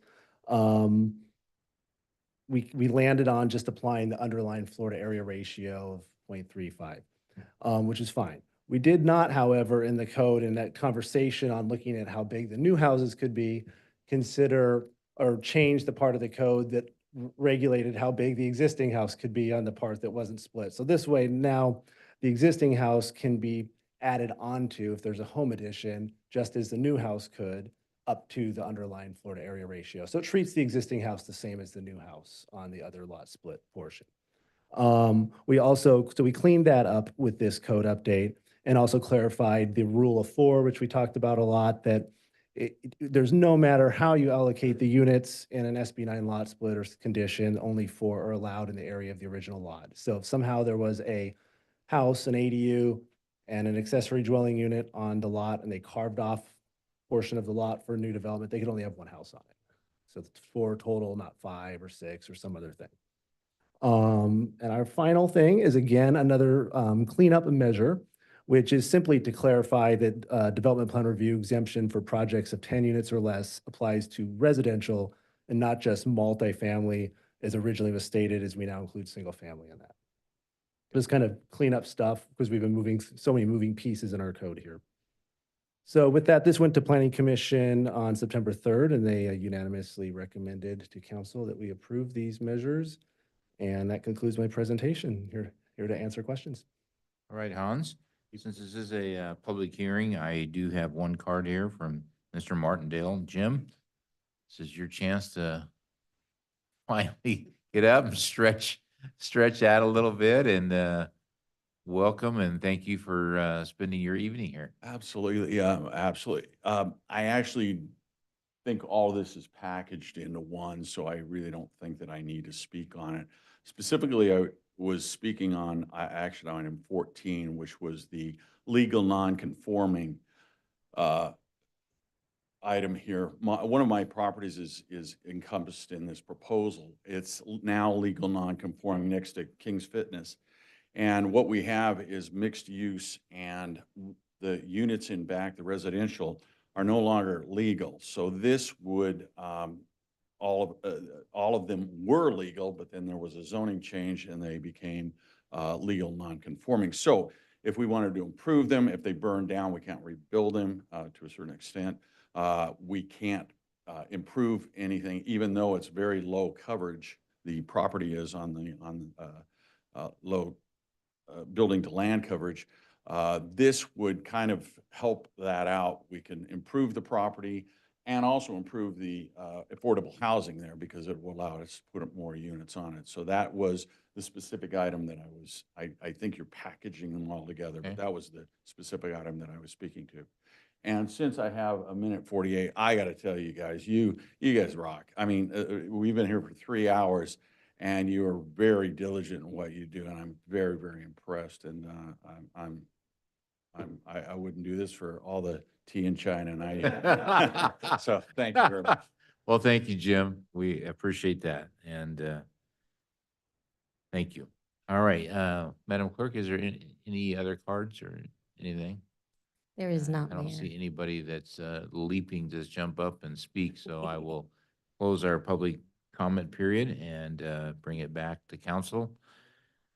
Gary, why don't you start if you have any questions of Hans? Or No real questions, but just to clarify, in Jim's particular situation, as long as the commercial property was 50% or more of the total square footage, you could, is that correct? Covered with both.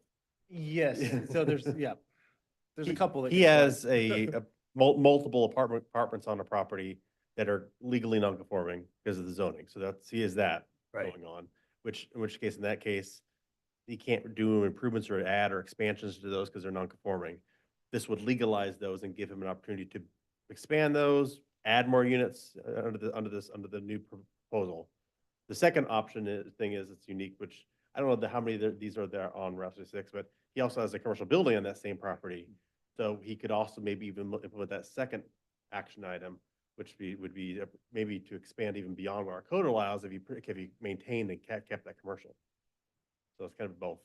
Okay, but Don't know how it's gonna play out on his yet, but it does, the first and foremost thing for his site is it legalizes it, which is. right. yeah. No, it makes it legal, but would the commercial aspect of the property have to be 50% or more of the total square footage of the improvements? I think it just No, has to not be in the his- same as what it is. No. It's the Yeah. same. Yes. He can't reduce it. Yeah. Right. There's two different ones. One was that option, which would allow in a, so that was a little different. That basically allows residential in a commercial zone. So it says if you're just going in a straight commercial zone, 50% of it is some sort of not, commercial, non-residential, then you can then add residential to it. His is the case would be the mixed use one, the other mixed use one, which is if you preserve the existing square footage that's commercial, whatever that is, 5,000 square feet, 10,500, then you can be eligible if you want for that 25% density bonus and that one-story height increase, if it makes sense to you. Okay. The other thing that applies, actually, the third one applies to him too, which is the non-conforming residential. So if you have the so again, that lets you fix up the residential that you have and develop to the density of the corridor, which is 30 units per acre. So you have a couple of things you can choose, a few things, three really, you can choose from and say, I want to apply this or that. It gives or do that. developers Flexibility. options for improvements. Okay. And I think that was, if I recall the meeting back, April of 22, which is another late night, a long time ago. I think that was the idea in going with 31 of the 33 action items was to create that flexibility and tools for planning and developers to use to try to develop some of these sites and get some housing. So. Okay, that's the only question I had, just for clarity. Okay, thank you. Michael, anything? Yeah, Hans, can you stay on that subject of item 14? If you had residential apartments or houses on something, can you demolish them and rebuild them to equal or more housing? So there's no net loss? You could, under SB 330, which would then apply, you might, depends who's living there, you might have to house the folks there. So it's because it's really, the no net loss is also an anti-displacement component to it, right? So that's why we have that SB 330, not only the state law, but also our form to try to understand the residents there. So you could do that and build to an equal or greater number, but then that might obligate you to provide some sort of housing or relocation assistance for those residents, assuming there's any there. Yeah, it's a different subset, but yes, they Yeah, can. it goes back like 3 years or something on the look back, yeah. Mhm. Okay, and then also on the non-conforming, if you have a non-conforming lot currently, does this affect it at all? If, let's say, if you have less than 90 feet frontage on 66? So this isn't relating to the lot, but the use on the lot. I think we did something for the non-conforming lots with one of the earlier rounds of stuff that came before you, one of the earlier packages. The way we've basically worded this is that's why we kept that director level DPR in this. So if they somehow reduce nonconformity, so like maybe right now they have some nonconformity, it's built into a setback or something like that.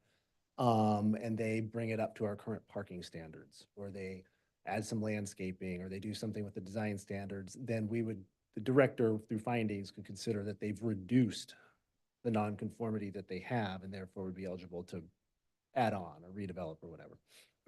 Okay, and so last question is, just to be clear, I guess we're still gonna have some more items that are gonna be coming back to because of the HCD housing element for the approval. How many more items are gonna be in front of us? So I think on your packet, there should be a table at the end that kind of has like a tracker that shows where all these different things are. There's a few that are just ongoing things like, affordable housing programs and stuff like that are going to, providing incentives and stuff. But the main thing that's going to be coming before you, really the last of, I would say, the zoning type change things that I would bring before you will be the objective design standards.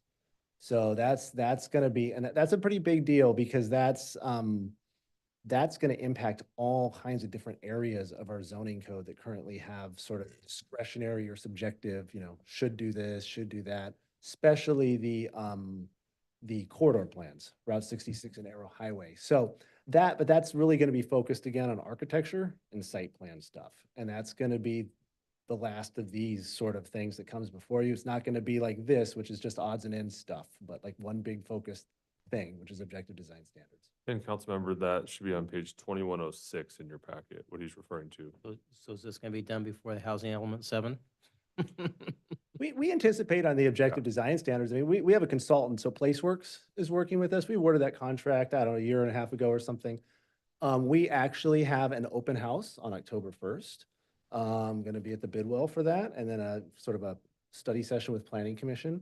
And we've, yeah, all are welcome to that. And that, right now, I think we're on track to get that before Planning Commission and City Council in an ordinance form, probably next, going into next summer. So we're moving along with that. So well before the next housing cycle in 2029, I think is what it is. So, That should be the last of it. of the zoning change stuff. The other stuff's programmatic stuff, like, you know, it's late, so pardon me what I think here, but I think it's, you know, the programmatic type stuff is like, helping developers, guidance stuff on the website, things like that, not code changes and stuff like that. So this will be the last of the code changes that you'll see.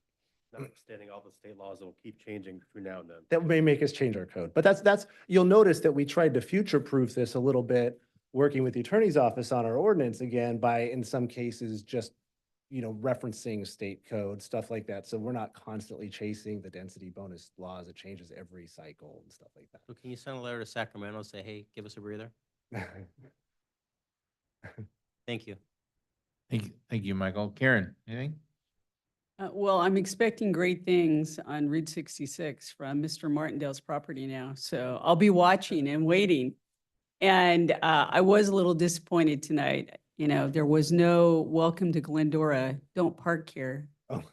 So, but besides that, thank you for cleaning up all these loose ends and look forward to getting this done. David? Yeah, thank you, Hans, and thank you, Mr. Martindale, for spending 3 hours to get a minute and a half of fame, but appreciate the comments. And I really like the fact that it enables us to go with item 15, program 15 for the low barriers to navigation centers and help people get into temporary housing and permanent supportive housing. So that's a great direction and support. Thank you very much. Thank you, David. And it is true that the pressure on developers, such as one that just spoke, will be heightened because of what the Brandywine Homes people are going to be doing. So, hey, now's the time to build and expand. So, looking forward to it. Hans, thank you for an excellent job and for all of your, team. This is a lot of work and it's tedious work. So thank you. With that, I will entertain I'll move items 1 through 3. Michael has moved in a second. Second. Gary is a second. Madam Clerk, would you please call the roll? Councilmember Alves? Yes. Councilmember Boyer? Yes. Councilmember Davis? Yes. Mayor Pro Tem Firdenall? Yes. Mayor Thompson? Yes. Motion carries 5-0. Great, thank you. Thank you. All right, thank you, Hans. We are now to the consent calendar. We can adopt 8 through 15 with one motion. Is there a motion to I'll move adopt that? items 8 through 15. I'll second it. First by Michael, seconded by Karen. Madam Clerk, please call the roll. Councilmember Alves? Yes. Councilmember Boyer? Yes. Councilmember Davis? Yes. Mayor Pro Tem Firdenall? Yes. Mayor Thompson? Yes. Motion carries 5-0. All right, we are now down to member staff closing comments. Michael, anything? Gary? Nope. Karen? David?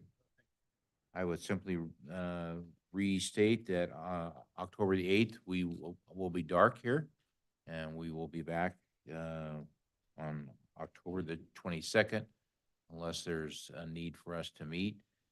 We said during our summer break that we were not going to meet, and we ended up needing to meet 4 times, I think. So who knows what the needs are going to be, but wanted to just kind of remind you of that. Adam, is there any closing remarks? Danny, anything? Okay, well, we will adjourn this meeting at 10:14. Thank you.